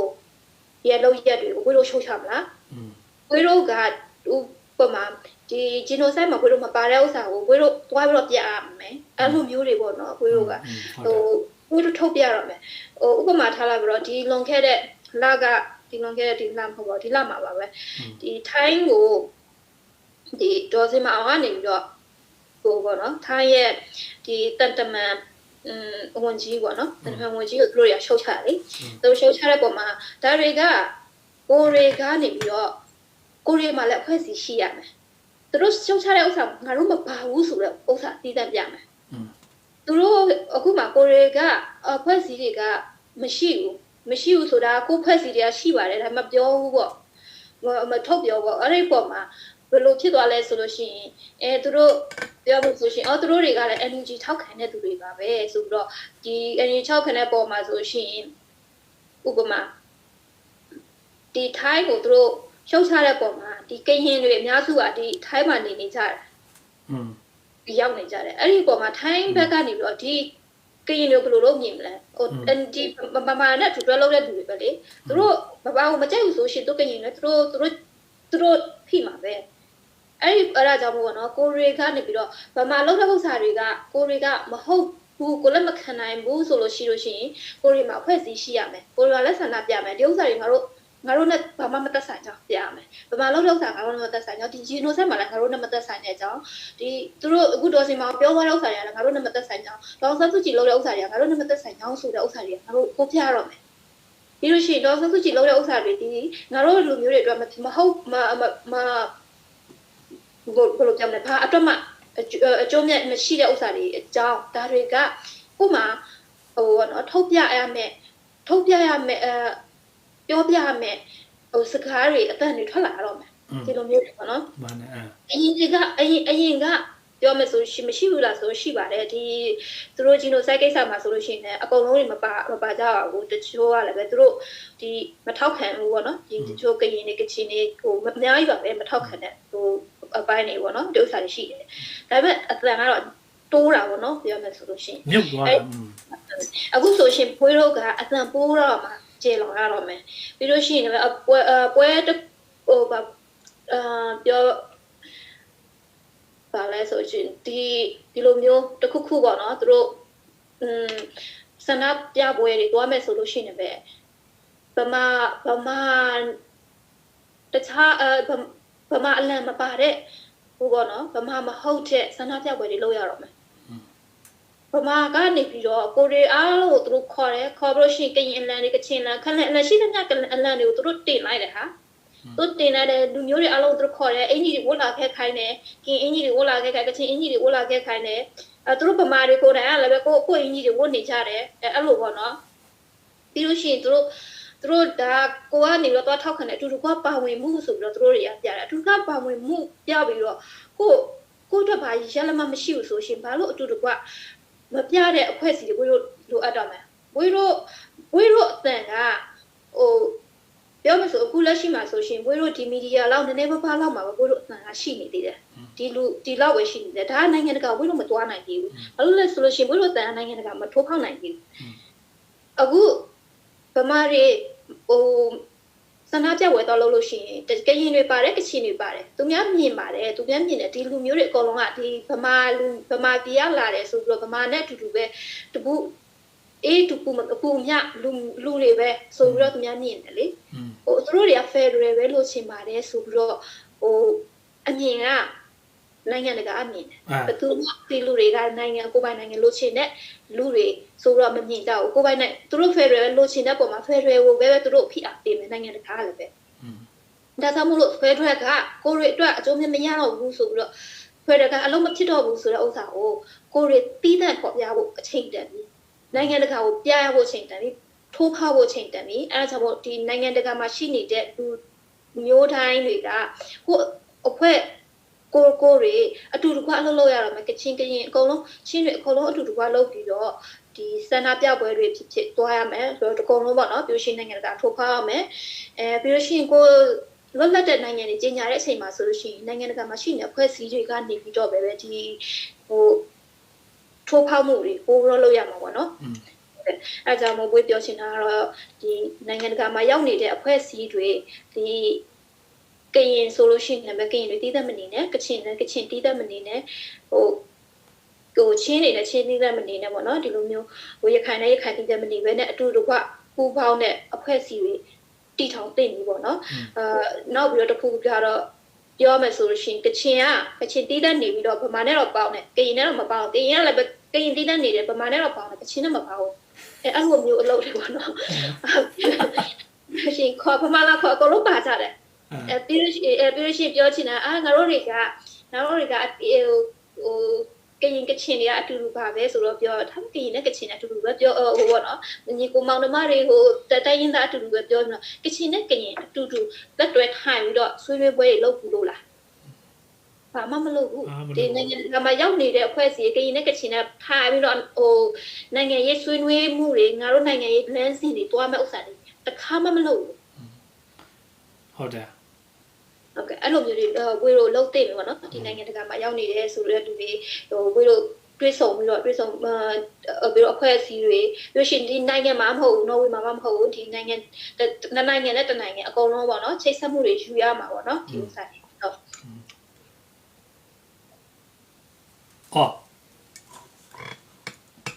အဲ့လောက်ဆုံးပြီလားမွေးပြောချင်တဲ့စားโอเคအဲ့ဒါဆိုလို့ရှိရင်ကျွန်တော်ကနေအေးပြောရပေါ်မှာဝေးထပ်ပြီးတော့ဖြစ်ဆက်ပြီးမယ်ကိုတော့အောင်သိချင်တဲ့ဥစ္စာတွေပေါ့နော်ကျွန်တော်ကတော့ဒီလောက်မွေးပြောရတဲ့ဥစ္စာတွေနဲ့ပတ်သက်ပြီးတော့ကျွန်တော်မှမေကွန်းကတော့အဲ့လောက်ကြီးတော့မရှိပါဘူးခုနမွေးပြောရတဲ့အထက်မှာကျွန်တော်ခုနသဘောကျတာတခုကဒီခေါင်းတိုင်းသားခေါင်းဆောင်တွေပေါ့နော်အဲ့လိုမျိုးတွေးဆုံနေဆိုတဲ့ဥစ္စာမှာမရှိတဲ့ဥစ္စာတွေကိုမွေးပြောရတဲ့ဥစ္စာတွေထဲမှာကျွန်တော်ကနောက်တစ်ခုပြန်မြင်အောင်တာဒီကောင်တွေကသူတို့အချင်းချင်းမှာနိုင်ငံရေးအဲ့ဒီသူတို့ဂျားထဲမှာပြောမှဆိုရင်တော့ဗမာကိုသူကတိုင်လူကြီးအဖြစ်ဂျားထဲမှာခေါ်ပြီးတော့ပြောမှသူတို့စတိုင်ကသူတို့လုံးမှာမဟုတ်ဘူးဗမာကတိုင်လူကြီးနေဟိုကောင်တွေတယောက်ကိုဟို NLD ကိုဖြစ်စစ်တပ်ကိုဖြစ်သူတို့ကတိုင်လူကြီးဖြစ်ဆွဲခေါ်ပြီးမှသူတို့တွေကတွေ့မဲ့လူစားမျိုးတွေဆိုတော့အဲ့ဒီမျိုးဟာတာတွေပေါ့နော်ကျွန်တော်မြင်အောင်ကြည့်လို့ရတယ်သူတို့ရဲ့ style ကဘယ်လိုဖြစ်သွားလဲဆိုတဲ့ခါမှာလေးနော်ပြီးရင်ခုနပြောသလိုသူတို့ကကြာရွားတဲ့အခါကျတော့ independence ကိုပဲမသွားချင်တာမို့ federal လေးလူချင်တာဆို federal လေးမလူချင်တော့သူတို့ဘာမှစိတ်ဝင်စားဆိုတဲ့အခါကျတော့ဒီလူတွေကိုအဲ့ဒီဟိုနော်သူတို့ federal ကိုစိတ်ဝင်စားနေဖြစ်စေစိတ်ဝင်စားနေဖြစ်စေစိတ်မဝင်စားနေဖြစ်စေ independence ကိုစိတ်ဝင်စားနေဖြစ်စေမဝင်စားနေဖြစ်စေသူတို့တွေဒီအချိန်မှာလက်တွဲပြီးတော့သူတို့ဘလို့သွားတဲ့နေဆိုတဲ့အကြောင်းကိုစိတ်ဆက်ပြီးတော့သူတို့တိုင်းသားတွေအချင်းချင်းစကားပြောလက်နဲ့ကင်တိုင်းသားခေါင်းဆောင်တွေအချင်းချင်းစကားပြောလာတဲ့အနေအထားမျိုးရောက်အောင်ကတော့လူထုကနေပဲဘလောက်အတိုင်းသားအထိဖိအားပေးသွားရမလို့ထင်တယ်မွေးရနေနဲ့လေဟုတ်ကဲ့အရင်ကောင်းတယ်ကိုဆိုသူတို့ချင်းချင်းမလုပ်လို့မရဘူးဟုတ်တယ်လုံးဝလုပ်လို့မရဘူးသူတို့အလုံးလုံးတဲ့အပေါ်မှာပေါ့နော်ဥပမာကရင်ကောင်းဆောင်နေတဲ့ကချင်ကောင်းဆောင်နဲ့တွဲဆုံတဲ့ပုံမှာကချင်ပြည်သူတွေကရင်ပြည်သူတွေနဲ့ဖတ်ဆောင်ပါရတော့မယ်ဟုတ်တယ်ညတာပါရတော့မယ်ပြီးလို့ရှိနေပဲသူတို့ပြောတဲ့စကားတွေကသူတို့ပြည်သူကနေလာတဲ့အတန်ဟုတ်မဟုတ်ထားကိုလွတ်လပ်ဟိုခိုးဆောင်ခိုးအလုံးမဟုတ်တော့ဘူးဒါခိုးဆောင်ခိုးအလုံးနဲ့တခုကပေါ့နော်ဟိုသူတို့မှာခိုးဆောင်ခိုးအလုံးနဲ့ခိုးဆောင်ခိုးမလုပ်ရတဲ့အလုံးကိုခွဲခြားမတက်တာရှိရဲ့ဒါဘယ်နားမှာဆိုလို့ရှိရင်ဟိုစစ်ရေးမှာခိုးဆောင်ခိုးအလုံးရတယ်ရှိရဲ့ဒါပဲခိုးဆောင်ခိုးအလုံးစစ်ရေးမှာဆိုအကုန်လုံး open ထားတယ်ဟိုကရင်ဒေတာဖယ်ဟိုပဲတော့ဗမာအကုန်လုံးရှိတယ်ဒီနေသားမှာကောင်းလို့ရှိနေဗမာတွေရှိတာပဲဗမာတွေဟိုတော့နေတာပါကိုဝင်ထွက်နေတာပဲဒါကမဖြစ်တဲ့ဝင်မလုပ်တဲ့ဝင်လေးဒါအဲဒီလိုမျိုးခိုးဆောင်ခိုးဝဲအလုပ်ကဟိုစိတ်ရဘလို့သွားမလဲကချင်ရဲ့စိတ်ရကိုလည်းပဲကရင်သွားပြီးတော့ဟိုဆွေးနွေးနေတာတွေအဲ့လိုမလို့အောက်ဘူးပေါ့နော်ကိုပြောချင်တာဒါပေမဲ့အဲ့လိုဘလို့တော်လာရေးဘလို့သွားမလဲဘလို့ပူပါအောင်မလဲဒီဘက်မှာဘယ်လိုလုပ်မလဲအဲ့လိုမျိုးတွေတော့ရှိရမှာပေါ့နော်ဒီဆွေးနွေးမှုတွေတော့ရှိရမှာပေါ့ကချင်ထဲမှာသွားပြီးတော့ထောက်လိုက်လို့မျိုးထောက်လိုက်တော့မဟုတ်ဘူးပေါ့နော်ဟိုသမင်းစားရတော့သွားလာတွေကိုတော့မလုပ်ရဘူးပေါ့နော်ကိုပြောချင်တာဒါသူ့အပိုင်းနဲ့သူရှိတာပေါ့နော်ပြီးလို့ရှိရင်နိုင်ငံရေးဆွေးနွေးတဲ့အချိန်မှာလည်းပဲကချင်တွေကသူ့နိုင်ငံသူဘယ်လိုသွားချင်တယ်ဆိုလို့ရှိရင်လည်းသူကသူဆုံးဖြတ်ကရင်ကသူ့နိုင်ငံသွားဘယ်လိုသွားချင်သူကသူဆုံးဖြတ်ဘယ်လိုနီးနဲ့သွားမလဲဘယ်လိုလမ်းစဉ်နဲ့သွားမလဲသူသွားချင်တာသွားဒါပေမဲ့ဟိုကိုသွားမဲ့ဒီဥစ္စာတွေကလည်းပဲဟိုသူ့ရဲ့လိုဝက်ချက်ပေါ့နော်သူ့ရဲ့လိုဝက်ချက်ကိုရဲ့လိုဝက်ချက်ဒါဟိုပြောပြတာလည်းမလို့ပြောပြဖို့လည်းမသိဘူးပြောလည်းပဲဟိုအဓိပ္ပာယ်မရှိဘူးဒီဥစ္စာအဓိကကတော့ဒီမလို့ဝတ်တင်တဲ့ဥစ္စာတွေတချို့ဒီလိုမျိုးတွေ့မယ်ငါတို့တွေကရင်နဲ့ကချင်နဲ့တွေ့မယ်ဥပမာတွေ့မယ်ဆိုရှင်ငါတို့တွေဘယ်လိုသွားမလဲလမ်းစဉ်ဘယ်လိုသွားမလဲငါတို့တွေဘာလုပ်ရအောင်မလဲလွတ်လပ်တဲ့ငါတို့လူမျိုးတွေတော့လွတ်လပ်ဘူးလုပ်ရတော့မယ်အဲ့ဒါတော့တွေ့တန်မြင်ရမယ်ဆွေးနွေးရမယ်လွတ်လပ်ပြောရမယ်ပြည်သူတွေရှေ့မှာကိုပြရမှာလူများနိုင်ငံလိုမျိုးပေါ့နော်ဒီကောင်းဆောင်ပိုင်းဆိုလို့ရှိရင်ပြည်သူနဲ့တွေ့ပြီးတော့ပဲသူတို့ကောင်းဆောင်ချင်းကြီးပြောတဲ့စကားတွေဆိုလို့ရှိရင်ပဲဒီပြည်သူချပြတာလေအဲ့လိုမျိုးတွေပေါ့နော်ဒါပေမဲ့နိုင်ငံရေးအကုန်လုံးကိုချပြလိုက်ဆိုတာတော့မချပြပါဘူးဘယ်နိုင်ငံမှာပြည်သူတွေအကုန်လုံးချပြအောင်ပြည်သူမသိတဲ့အရာတွေအများကြီးရှိတယ်ဥပမာခုနကဆောပြောလိုမျိုးပေါ့ဘွေးပြောတာဒီတချို့ဒီနိုင်ငံမှာဟိုဒီနိုင်ငံကနေပြီးတော့သူတို့နိုင်ငံကိုပြန်ပို့တဲ့ဥစ္စာတွေဒီနော်ပြည်သူအကုန်လုံးမသိဘူးအမေရိကပြည်သူအကုန်လုံးမသိဘူးသူတို့ အဲ့လိုတွေပေါ့နော်လောက်ရတာတွေတော့ရှိတာပေါ့ဒါပေမဲ့သူများချားပြရလို့ရတဲ့အပိုင်းရှိလို့မချားပြတော့အပိုင်းလည်းရှိတယ်ဒီလိုမျိုးပေါ့နော်အခုကတော့ဆက်ကျင်ဘက်ဖြစ်နေတယ်ပြောမှဆိုကိုရီရဲ့ခေါင်းဆောင်နဲ့ဆက်ညီမဲ့အချင်းချင်းသူတို့တွေ့တယ်ဆိုလို့ရှိရင်သူတို့ပြောတဲ့ဥစ္စာတွေကတကယ်လို့ဝယ်ရမယ့်ဥစ္စာကိုကြတော့ open ထားတယ်တကယ်ဆွေးနွေးရမယ့်ဥစ္စာရန်ဖြစ်ရမယ့်ဥစ္စာပြောမှဆိုရှင်ကရင်နဲ့ကချင်နဲ့လည်းပဲမသိမြတ်တဲ့ဥစ္စာတွေဆိုရှင်စကားများတဲ့ဥစ္စာဆိုလို့ရှိလာမှာပဲပြောမှဆိုလို့ရှိရင်ပေါ့နော်ဒီလိုဘယ်လိုသွားမလဲဒီတို့ထောက်ပြမယ်စကားများတဲ့ဆိုတာကဝေးပြောချင်တာရန်ဖြစ်ပြီးတော့ကိုက်စားနဲ့ကြိုက်ကြတာမဟုတ်ဘူးစကားများဆိုကိုသွားတဲ့ဥစ္စာကိုလုံးတဲ့အလုပ်ပေါ်မှာအမားအမှန်တွေကိုတယောက်နဲ့တူဝေဖန်တော့ထောက်ပြရတယ်တော့ရှိမှာပဲအဲ့ဒီပေါ်မှာပေါ့နော်အလုပ်တွဲလုပ်ရတဲ့ပေါ်တွေမှာတော့ရှိတယ်အဲ့ဒီပေါ်မှာလုံးစီချင်တာစကားများတဲ့နေရာမှာများစီချင်တယ်ပြီးတော့ရှိလို့ရှိနေပွင့်နေတဲ့နေရာမှာပွင့်နေစီချင်တယ်ပြည်သူတွေကိုရောချပြတဲ့နေရာမှာချပြပေါ့နော်ဒီလိုမျိုးတွေပေါ့နော်ဒီခုနကပြောလိုမျိုးဒီခေါင်းဆောင်တွေပဲသူတို့လွတ်ထားတော့မရဘူးဆိုတာတော့ဒါကတော့အလုံးသိပြီပြီးလို့ရှိရင်လည်းနောက်ပြီးတော့ခေါင်းဆောင်တွေကနေပြီးတော့သူတို့ဘာလို့လို့သူတို့အခုသူတို့ချပြတဲ့ဥစ္စာကိုလည်းပဲဒီပြည်သူတွေကိုပြန်ပြည်သူတွေကိုတိုက်ရိုက်တင်တော့ပြောမယ်ဆိုရှင်သူတို့ဘာဥမာသူတို့ပန်းနိုင်ပေါ့နော်သူတို့ပန်းနိုင်သူတို့ပမယ်ငါတို့တွေဟုတ်တယ်ကရင်နဲ့ကချင်နဲ့ပူတွဲလုပ်မယ်ပန်းနိုင်သွားမယ်ဒါဆိုရှင်ကောင်လုံးတည်တည်ပြီလေပြည်သူတွေကောင်လုံးတည်ပြီဆိုရှင်သူတို့မလုပ်လို့လည်းမရတော့ဘူးလုပ်ရတော့မယ်ဟုတ်တယ်သူပြောရမယ်သူတို့ပြောရမယ်နိုင်ငံတကာမှာရောက်နေတဲ့ကရင်ပြည်သူတွေကချင်ပြည်သူအဖွဲ့အစည်းတွေသူတို့တွေလည်းပဲပူပေါင်းမှုတွေလှုပ်ဆောင်ဖို့ဟိုအတွက်သူတို့ကနေတော့တိုက်တွန်းရတာတိုက်တွန်းရမယ်ပြောရတော့မယ်ဒီလိုပေါ့နော်ပူပေါင်းမှုတွေဥမာဘယ်သူမှဗမာမပါဘဲနဲ့ငါတို့နှစ်ဖက်ဒီဗမာမပါဘဲနဲ့ငါတို့ကချင်ချင်းအဲ့လိုမျိုးတွေပေါ့နော်အပေါ်မှာပေါ့နော်ခုနကပြောမျိုးကိုစောပြောလို့သူတို့ရဲ့မန်တိုင်ကတော့ဗမာပဲဗမာအနေလို့သူတို့စကားကြားခန့်နေနဲ့ပြောခိုင်းနေတဲ့ဥစ္စာတွေမလုပ်စေချင်တော့ဘောနော်ဒီလိုမျိုးတွေကိုပါကိုချင်းမျက်နှာချင်းဆိုင်မှာတွေ့တော့ပြဿနာဖြစ်ရှင်ပြဿနာဆိုတာကရင်နဲ့ကချင်ပြဿနာဖြစ်နေတာမဟုတ်ကရင်နဲ့ကချင်ကပြဿနာအပေါ်စီရှိနေကြတယ်မလွတ်လပ်ကြပြီမလွတ်လပ်တာဒါပြဿနာကိုပြဿနာမလွတ်လပ်တဲ့ဒီပြဿနာကိုဘယ်လိုဖြေရှင်းမလဲလွတ်လပ်မျက်နှာချင်းဆိုင်ဆွေးနွေးပေါ့နော်โอเคပြီးငွေကျွန်တော်လေးဘာတစ်ခုသတိထားမိတယ်ဆိုဒီကျွန်တော်တို့တိုင်းတာကောင်းဆောင်တွေကိုကျွန်တော်အားမရတာဒီနော်တခါတလေကျရင်ကျွန်တော်တို့ကဗမာကောင်းဆောင်တွေကိုတော်အပြစ်တင်တာတော်အပြစ်တင်ပြီးအချိန်ရှုံးတာပေါ့အမှန်တကယ်ကကိုကောင်းဆောင်တွေကသူများဘက်ကီးမရိုက်ရင်ရိုက်ချင်အောင်လမ်းဖွင့်ပေးထားတဲ့လူတွေနဲ့တူတယ်သူကောင်းနေရလေပြီးသူများမကောင်းကြောင်းပြောတယ်ကိုကတလောက်ကြီးအာဒီအာတာပုံစံနဲ့နေတော့သူများဘယ်လိုဆိုဘက်ကီးရိုက်မှာပဲကျွန်တော်ပြောချင်တဲ့အတိတ်ပြဟုတ်တယ်မလားအဲ့တော့ကျွန်တော်အဲ့ဒီတခါတလေကြားလို့ရှိရင်အားမရတာ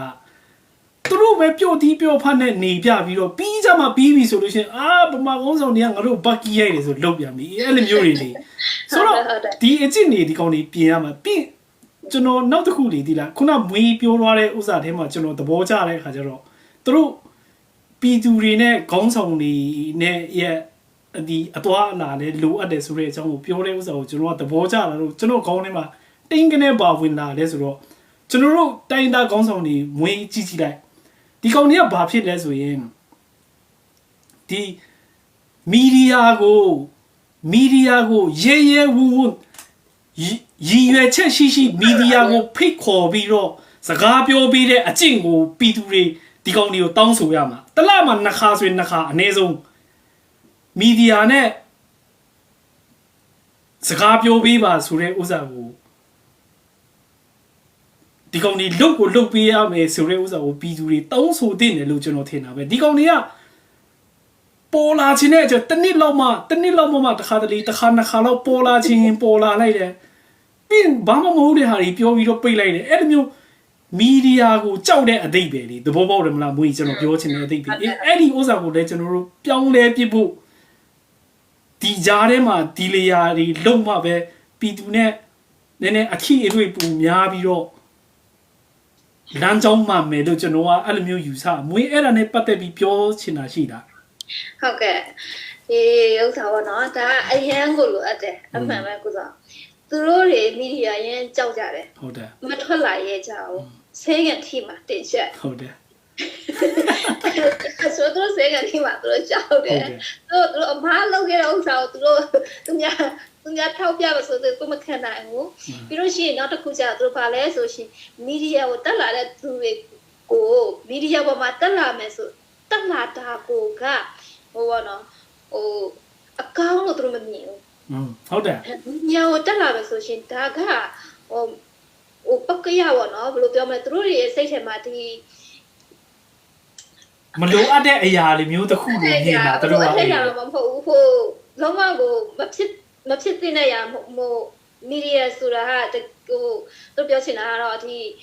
ဟိုကြွားအကြွားလုံးထုတ်တဲ့အဖွဲပေါ့နော်အဲ့လိုမျိုးနေ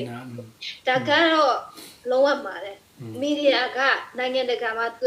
မီဒီယာကိုရဲ့အားကိုယူတော့ဟိုနိုင်ငံရေးတွေလုပ်နေကြတာပဲဘယ်နေရာမှာဖြစ်ပေါ့နော်ဒီဥစ္စာမီဒီယာဘယ်ဒီမှာဆိုလို့ရှိရင်ပဲ12ရာသီဆိုရတွေချင်းဖြစ်နေကြတာအမြဲတွေ့နေရတယ်ဟုတ်တယ်နေ့တိုင်းလိုတွေ့နေရတယ်ဆိုရချင်းချင်းရဖြစ်မလားပြီးလို့ရှိရင်ပြည်သူနဲ့ဟိုကြားမှာသူပြဿနာတွေပေါ့နော်ဖြစ်ရှင်းတာတွေလားအကုန်လုံးနေ့တိုင်းတွေ့ရတယ်ဒီဥစ္စာတွေကပေါ့ဒါပြီးလို့ရှိရင်ဟိုနိုင်ငံတကာမှာရှိမယ်ဆိုရှင်နိုင်ငံတကာကလည်းပဲသူတို့ပြောမယ်ဆိုရှင်သူတို့တွေစကားပြောကြတာပါပဲလေဒီလိုမျိုးမီဒီယာတွေထွက်လာရှိနေတယ်ဒါပေမဲ့ကိုရီးယားခေါင်းဆောင်တွေကမီဒီယာကိုကြောက်တာကိုကြောက်တယ်လို့မပြောဘဲနဲ့မီဒီယာကိုဟိုပေါ်မှာတက်လာလို့ရှိရင်ဒါတကယ်ဟိုကြွားလုံးထုတ်တဲ့သူတွေပဲတက်လာတယ်တကယ်ဟိုပေါ်ပင်သမားတွေတောက်ကြီးသမားတွေပေါ့နော်အဲ့လိုမျိုးပေါ့နော်သူတို့လည်းထွက်လာမယ်ဆိုရှင်သူတို့တွေရဲ့ဟိုသူတို့တွေရဲ့ဘယ်လိုပြောမလဲပါဝါကကြာသွားမှာပေါ့နော်အဲ့လိုမျိုးလားသူတို့တွေတောက်ကြီးသမားဖြစ်သွားမလားပြီးလို့ရှိရင်တမျိုးပေါ့နော်တကယ်တော့ဒါကသူတို့တွေရဲ့အတွေးခေါ်အဲ့ပြောမယ်ဆိုလို့ရှိရင်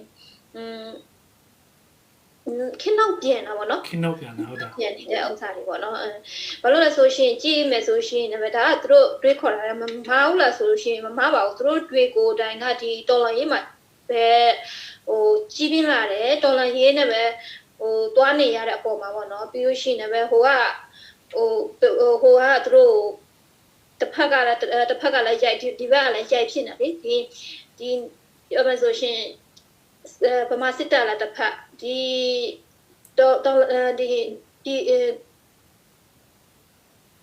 မိုကရေစီဖွဲ့ရတဲ့တစ်ဖက်သူတို့ဟိုဘက်ဒီဘက်ဟိုလုံနေတဲ့ပုံမှာသူတို့တွေရဲ့ပြောမှဆိုရှင်သူတို့တွေရဲ့အတွေးခေါ်တွေကိုကဟိုခင်းနောက်ပြင်သွားတာပေါ့နော်ဟိုဆက်ပြီးတော့မတွေးခေါ်ဖို့အချိန်မရှိဘူးပေါ့နော်ပြောမှဆိုပြောမလားနော်အဲ့လိုမျိုးလေးအဲ့ဒါကြောင့်မို့လည်းပဲဒီလိုမျိုးမီဒီယာတွေတက်လာမယ်ဆိုတော့သူတို့တွေမတက်လာရဲဘူးမီဒီယာတွေပြောရဲဆိုလို့ရှိရင်သူတို့တွေကဟိုနောက်ကနေပြီးတော့သူတို့ကြောက်ကြတယ်အဲ့လိုမျိုးတွေပေါ့နော်ဒါကြောင့်မို့မီဒီယာကိုတက်လာစေချင်တယ်သူတို့တွေကျွန်တော်လည်းတက်လာစေချင်တယ်သူတို့ဟုတ်တယ်တက်လာပြီးတော့ဒီဥပမာကရင်ရေးဆိုရှင်ကရင်ဟိုတက်လာရင်လည်းပဲပေါ့နော်ကိုပြောချင်တာတက်လာမယ်ဆိုရှင်ဘာမှကြောက်စရာမလိုပါဘူးကိုပြောတဲ့စကားအမှားမှန်ဆိုတာတော့ရှိနေတာပဲကိုရဲ့ဟိုပေါ့နော်ခေါင်းတွေကတော့ဟိုလူတွေစကားတွေဒါမဲ့ကိုတွေဘာလို့သိနေလဲအများကြီးကိုမပြောရင်တော့မှကိုတွေဘယ်လိုလုပ်ရတော့မလဲဘာသွားရတော့မလဲကိုပြောရတော့မယ်ပြီးလို့ရှိရင်ပြည်သူတွေနဲ့ပေါ့နော်ပြည်သူတွေနဲ့ဓာတ်ရိုက်ထွက်လာပြီဆိုတာမှတော့ဘယ်လိုပြောမလဲဟိုတူးတဲ့ပြောတာမဟုတ်ပါဘူးဒါပြောမဆိုရှင်မီဒီယာဆိုလို့ရှိရင်ဒီကိုရိုးစားတဲ့မှာတင်နေရဆိုရှင်ဒီအပြန်အလှန် communication ပေါ့ communication ဆိုတာကအပြန်အလှန်ဦးနဲ့သွားပြီးတော့ပြောရရှိရယ်ဟိုအများနဲ့ပြောရရှိရယ်ကိုတယောက်တည်းကိုပြောရရှိရယ်ဥပမာကိုတို့အခုဆိုရှင်ကိုနဲ့ကိုဆိုအောင်နှစ်ယောက်နဲ့ communication တော့ပဲရှိမယ်ပြည်သူဒီကူးကြည့်နေတဲ့သူတွေကကိုတို့ direct communication လုပ်လို့မရဘူးဟာအဲ့လိုမျိုးပေါ့နော်အဲ့ဒီအပေါ်မှာသူတို့တွေကလမ်းဖွင့်ရအောင်မယ်သူတို့တယောက်တည်းပဲပြောချင်ရပြောလို့မရတော့ဘူးမရတော့ဘူးသူတို့တွေပြည်သူကိုခေါ်မယ်ပြည်သူဘယ်နှယောက်ပါမလဲ10ယောက်100ဒီလိုမျိုးတွေပေါ့နော်ဟိုပြောမယ်ဆိုစီမီနာလိုမျိုးသဘောလေဟုတ်တယ်အဲ့လိုမျိုးတွေလုပ်ရမယ်ပြီးအဲ့လိုပွဲတွေများများလုပ်ပေးရမှာနော်များများလုပ်ပေးပြီးတော့ ပြီးတခြားထပ်မှာပဲ live တွေပါလုပ်ပေးဟို online ကနေပြီးတော့နော် online ကနေပြီးတော့လည်းကြည့်လို့ရအောင်လုပ်ပေးပါဒီလိုမျိုးတွေပေါ့နော်ဒါကဟိုပြီးရင်လည်းပဲခေါင်းဆောင်တူးချင်းတွေဖြစ်စေခေါင်းဆောင်3 ဦးတွေထွက်ပြီးတော့ဟိုရန်ဖြစ်ပါစေပေါ့နော်ဟိုသူများလိုမျိုးသူများနိုင်ငံမှာလို့ခေါင်းဆောင်3 ဦးတွေထွက်လာလို့ရှိရင်တူးနဲ့တူးအမြင်မတူတဲ့ပုံမှာဆွေးနွေးမှုတွေလုပ်ရန်ဖြစ်ဘာမှရန်ဖြစ်ပြီးတော့ပုံကိုရေးနဲ့တော့တွားပြီးတော့ဟိုပေါ့နော်ပြောမှဆိုရှင်ဟိုမကြည့်ကြနဲ့ပေါ့နော်ပြောမှဆိုရှင်ကရင်တွေကတခုခုဆိုလို့ရှိရင်ပုံကိုရေးတွေတအားကြည့်ကြတယ်ဥမာကိုဒီကရင်ရေးပြောပြီးတော့ခဏနေပုံကိုရေးကိုတွားပြီးတော့ဟိုမတည့်ကြဘူးဥမာဒီကရင်ရေးကိုဟိုပြောနေတဲ့အချိန်မှာပေါ့နော်ကိုကရင်ရေးပဲပြောကိုရဲ့ပုံကိုရေးကရင်ရေးကိုပြောတော့သူတူနဲ့တူအမြင်မတူပြီးတော့ပုဂ္ဂိုလ်ရေးသွားထိခိုက်ကြတယ်နောက်ပိုင်းကျတော့လိုမျိုးတယောက်နဲ့တယောက်စကားမပြောကြတော့ဘူးဘာညာပေါ့နော်အဲ့လိုမျိုးကြီးအဒါကတော့မလုံးဝမလုံးသင့်ပေါ့နော်ဒီလိုမျိုးဟိုသဘောထားကြီးရတာပေါ့နော်ဒီလိုမျိုးအဲ့ဒီတခုတော့ရှိရတာပေါ့ပြီးလို့ရှိရင်လည်းပြည်သူကနေတော့သူတို့ထောက်ပြတဲ့အချိန်မှာလည်းသူတို့သဘောထားကြီးရတယ်မှဒီပြည်သူကနေတော့သူတို့ဘယ်လောက်ပဲပြောဟိုဘလောက်ပဲပြောဒီကိုသွားတော့တတ်လို့မရဘူးတို့ပြောနောက်ကမှခိုးကြောင်ခိုးပန်းနေဒီလိုဖြောင်းခိုင်းလို့မရဘူးဟုတ်တယ်အဲ့လိုနော်အဲ့ဒါတွေရောသူတို့အကုန်လုံးရှိရမှာပေါ့နော်ဒီလိုမျိုးတွေဝေးတို့ပြင်သိနေတာတွေပေါ့နော်ပြင်ရမှာတော့အများကြီးပဲပြောတယ်အများကြီးပဲပြင်ရမှာဒီလိုမျိုးတွေပေါ့နော်မီဒီယာတွေတက်လာတယ်ပြီးလို့ရှိရင်မီဒီယာပေါ်မှာခေါင်းဆောင်ပိုင်းတွေလည်းတော့မကပေါ့နော်ဒီပြည်သူကနေပြီးတော့ပြည်သူရဲ့အသံကိုလည်းမီဒီယာမှာကိုတော့ထွက်လာမယ်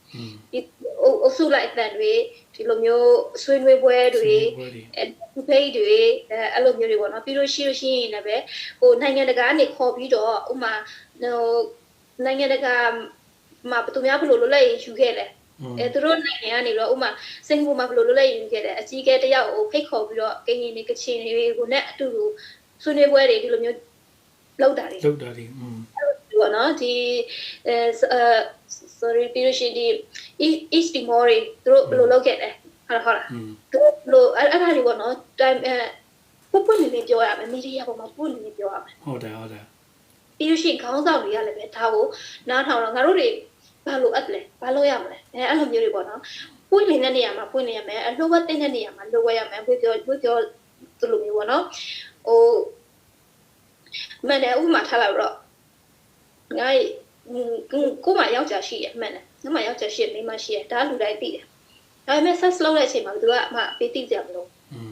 ဟုတ်လားဒီလိုမျိုးရှိရမယ်အခုဟာကပွေးရိုးခေါင်းဆောင်ပိုင်းမှာခေါင်းဆောင်တွေထွက်လာပြီဆိုလို့ရှိရင်ဗမာမီဒီယာတွေကသွားပြီးတော့အင်တာဗျူးလုပ်ပြီဆိုလို့ရှိရင်သူတို့တွေကဟိုငါမိန်းမရှိရယောက်ျားရှိရကိုပြောရမှာအရင်ချက်ကြပြီးတော့ဟိုဒီမျိုးသမီးတွေက sex လုပ်တယ်ဒီမျိုးသားတွေက sex လုပ်တာကတော့ပြောရဲကြတယ်အဲ့လိုမျိုးပုံစံဖြစ်နေတာဟုတ်တယ်ဒါဝေကိုဥပမာနည်းနည်းတော့ရိုင်းတာပေါ့နော်ဝေဘုရားကြီးကဒါလူဝတ်တိတော့စားဘာလို့သူတို့ပြောနေရတာလဲမီဒီယာဟုတ်တယ်လေအမှန်ပဲဒီလိုရှိကြည့်ရချင်းခေါင်းဆောင်တရားကိုပြောမယ်ရှင်ဒီဟိုခေါင်းဆောင်ကဒီလိုဖြစ်လို့ပါဒီခေါင်းဆောင်ကဒီလိုဖြစ်လို့ပါဆိုတော့ဒါရှက်စရာကြီးပေါ့နော်ပြောမပြောသေးတဲ့စကားတွေပေါ့နော်ဒီဥစ္စာတွေပြောရမယ်ဒီခေါင်းဆောင်ဘယ်လိုစကားပြောလိုက်လို့လဲဒီဟိုခေါင်းဆောင်ဘယ်လိုစကားပြောလိုက်လို့လဲပြီးလို့ရှိရင်ငါတို့ဘယ်လိုပေါ့နော်ဒီလိုမျိုးတွေဒီအဲ့ဒါကြောင့်မို့ဟိုသူတို့မီဒီယာကိုကြောက်တာကသူတို့ကိုယ်တိုင်ရဲ့ဟိုခွဲချမ်းဝေဖြာမမရှိဝေဖြာမမရှိတဲ့အပေါ်မှာပေါ့နော်အဲ့ဒီအပေါ်မှာကြောက်လို့သူတို့မီဒီယာမှာမတက်လာရဲရတာပါတယ်အဲ့ဒီပေါ့နော်အဲ့ဒါကြောင့်ဟိုစကားဆိုတာကလည်းပဲဒီဝေးတို့ကျဲမရေးဆိုလို့ရှိရင်လည်းဒီတချို့ဟာတွေတို့သိတာရှိရပါတော့။ဒါပေမဲ့ဒီဥပမာကမေးတဲ့သူအားလုံးတွေဝေးတို့ပြောရမှာဆိုမပြောရဘူး။တချို့အပင်တွေရှိတယ်ထားလဲတော့တချို့ပင်တွေကဒီမူရစ်စီကွာထုတ်လို့ရတယ်။တချို့ပင်ဒီလိုဘိမန်းတွေပေါ့နော်ရှိတယ်တချို့အဲ့လိုမျိုးတွေ။တချို့ဒီနိုင်ငံမှာတချို့အပင်တွေကအဲ့လိုမျိုးပေါ့နော်။ဟိုမူရစ်စီကွာအနေနဲ့သုံးလို့ရတယ်။ဒါပေမဲ့ဝေးတို့သိတယ်။ဒါပေမဲ့ဒီဥစ္စာကိုဝေးတို့ထုတ်ပြောလို့မရဘူးဝေးတို့ပြောလို့မရဘူးဟိုဝေးတို့ကိုယ်တိုင်လည်းတောက်လို့မရတယ်လို့ဝေးတို့ဟို မင်းစေဝါတောင်းနေတဲ့သူတွေကိုလည်းဘယ်လိုတော့ပြောမရဘူးเนาะဘယ်သူမှကိုမိတ်ဆွေလည်းတော့ပြောလို့မရပြောပြလို့မရအောင်ဘာလို့လဲဆိုတာကိုယ့်ရဲ့ဒီညာကိုယ့်ရဲ့လိုအပ်တဲ့အရာတွေကိုလိုဝဲရတာပေါ့เนาะဒီလိုရှိတာပေါ့เนาะပြောချင်တာဟုတ် okay thank you အဲ့ဆိုရင်ကျွန်တော်ဘက်ကနေကတော့ပြောချင်တဲ့ဥစ္စာကတော့ကုန်သွားပါပြီခုနကခေါင်းဆောင်တွေကျွန်တော်တို့မီဒီယာအကြောင်းပြောနေတယ်ကျွန်တော်သိတယ်သူတို့အကြောင်းပြချက်ကမင်းတို့ကောင်တွေရှော့ရှော့မပြောနဲ့ငါတို့ကောင်တွေကအစိုးရမဟုတ်ဘူးလေတော်လိုင်းရေးလုံနေတာလို့ပြောမှကျွန်တော်သိတယ်သူတို့ဥစ္စာအဲ့ဒီအဖြေကိုလည်းတစ်ခါလေးပြောမှာခင်ဗျားတို့ကဗဇက်ကနေပြောတော့အေးငါတို့ကတော်လိုင်းရေးသမားအဲ့ဒါကြောင့်မီဒီယာနဲ့မလိုက်ဖက်ဘူးပြောဒါပေမဲ့ခင်ဗျားတို့နေချင်တာတော်လိုင်းရေးတော့မပြီးကိုတိုင်းကအစိုးရလို့နေချင်တာခင်ဗျားတို့ပဲမီဒီယာတက်ခိုင်းတော့လည်းငါတို့ကတော်လိုင်းရေးသမားအစိုးရမဟုတ်သေးပြန်ပြောပြအောင်မယ်ဆိုတော့ကျွန်တော်အဲ့ဒီဥစ္စာပေါ့နော်ဆိုတော့အခုကျွန်တော်ဘက်ကနေကတော့တခြားပြောစရာတော့မရှိတော့ဘူးပေါ့အခုနောက်ဆုံးအနေနဲ့ novel ပုံမှုအနေနဲ့ပြည်သူတွေကိုမာချင်တာရှိရင်မာပြီးတော့ကျွန်တော်တို့အဆုံးသတ်လိုက်ရအောင်ဟုတ်ဟုတ်ကဲ့ခုနကကိုစားပြောတော့ဟုတ်တယ်သူတို့တွေကငါတို့တွေကဆွေးရမဟုတ်ဘူးနေတာကတော့သူတို့အစိုးရမဟုတ်ဘူးသူတို့တီဆောက်ပုံသူတို့လောက်ပုံတွေကအကုန်လုံးကအစိုးရထက်တောင်မှစိုးနေတာဟုတ်တယ်ဒီနိုင်ငံအစိုးရတော်မှာသူတို့လောက်ဟိုမလို့အစိုးရစီးစိမ်နဲ့မနေရအောင်အလုပ်လုပ်ရတာပေါ့နော်ဘယ်လိုပြောလဲအစိုးရဆိုတာအလုပ်လုပ်ရတယ်အလုပ်တော်တော်လုပ်ရတယ်ဆိုဟိုပါတီထဲမှာပါတီပြုရှင်အစိုးရတစ်ခုတက်မှာအလုပ်တော်တော်လုပ်ရတာသူတို့ပြောမယ်ဆိုရှင်ကြီးလိုက်လို့ရှိနေပဲဥမာပြောမယ်ကရင်ပေါ့နော်ဒီ KNU ဆိုလို့ရှိရင်ပဲသူကအရင်ကဆိုလို့ရှိရင်ဒီကော်တူးလေအစိုးရအနေနောက်ပိုင်းတော့တဖြည်းဖြည်းပါတီဘယ်လိုပြောမလဲအဖွဲ့အစည်းဖြစ်လာတယ် KNU အဖွဲ့အစည်းအဲ့လိုမျိုးတွေတဖြည်းဖြည်းဖြစ်လာတယ်ပြီးရှင်သူတို့ကိုယ်တိုင်ကအစိုးရအနေနဲ့သူတို့မရက်တည်ရတော့ဘူးဒါပေမဲ့သူတို့ရဲ့အလုံးပုံတွေကကြီးလိုက်မယ်ဆိုလို့ရှိရင်သူတို့အစိုးရပုံသူတို့နေတာကရင်တွေရဲ့ဒီတက်မဟာပြန်ကြည့်မယ်ဆိုတက်မဟာ9ခုစလုံးမှာသူတို့တီဆောက်ထားတဲ့ဟိုပေါ့နော်ပညာရေးပိုင်းကျန်းမာရေးပိုင်းဟိုအကုန်လုံးပေါ့နော်ဒီဥစ္စာတွေကိုတီဆောက်ထားတဲ့ဥစ္စာတွေကဟိုအစိုးရတစ်ခုအနေနဲ့ပေါ့နော်သူတို့လှုပ်ထားတာတွေတော့မြင်ရတယ်ဒါပေမဲ့သူတို့ကိုယ်တိုင်ဒီခေါင်းဆောင်တွေကနေပြီးတော့ဟိုအစိုးရအနေနဲ့တော့သူတို့အလုပ်ဆောင်မှုတွေတော့ရှိတယ်ဒီဟိုသူတို့ကိုယ်ပိုင်သူတို့အစိုးရပေါ့နော်ပြောရမယ်ဆို KNUဆိုရဒါပေမဲ့သူတို့လောတာတော့ပါတီအနေနဲ့ပဲဖြစ်နေတဲ့အတွက်ကြောင့်မို့ပြောမယ်ဆိုရှင်ဟိုဒီလောက်စားအစိုးရလို့ပြောလို့ရှိရင်လည်းမမားဘူးလို့ပြောနိုင်မှာမသိဘူးဘာလို့လဲဆိုရှင်သူများနိုင်ငံကအစိုးရကဟိုဒီလက်နက်ကန်နေဟိုဒီစစ်တပ်တွေဘာတွေနဲ့အဲ့ဒါတွေကိုအပေါ်မှာမလောက်စားဘူးဒီစစ်တပ်တွေကလည်းဒီတိုင်းပြည်ပေါ်မှာပဲလုပ်ရတယ်ပြီးအစိုးရကလည်းတိုင်းပြည်တွေလုပ်ရတယ်အခုချိန်ကအခုကဘာလို့ရှိရဘာလဲဆိုရှင်သူတို့ကတော်လန်ရေးလို့အစိုးရလို့ဒီဟိုစစ်တပ်ကလည်းပဲသူတို့ကိုအလုပ်ကျွေးလုပ်နေရတယ်လို့ဟိုရှုပ်ရှက်ခတ်တာပဲဟို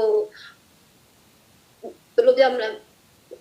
ဘယ်စနစ်လို့တော့မပြောလို့ရှိတခါလေပြောတော့ပြောချင်တာပါတော့သူတို့တွေကဒီအဖွဲ့မှာပဲဒီမိသားစုဝင်ထဲမှာပဲဒီပြောမယ်ဆို KNU ဆိုလို့ရှိရင် KNU ထဲမှာပဲဒီမိသားစုဝင်ဒီအဖွဲ့စည်းဝင်တွေပေါ့နော်အဖွဲ့စည်းထဲမှာပဲသူတက်လိုက်ဟိုသူခေါင်းဆောင်ဖြစ်လိုက်ငါခေါင်းဆောင်ဖြစ်လိုက်အချင်းချင်းသူတက်လိုက်ပေါ့ပြောမယ်ဆိုလို့ရှိရင်သူ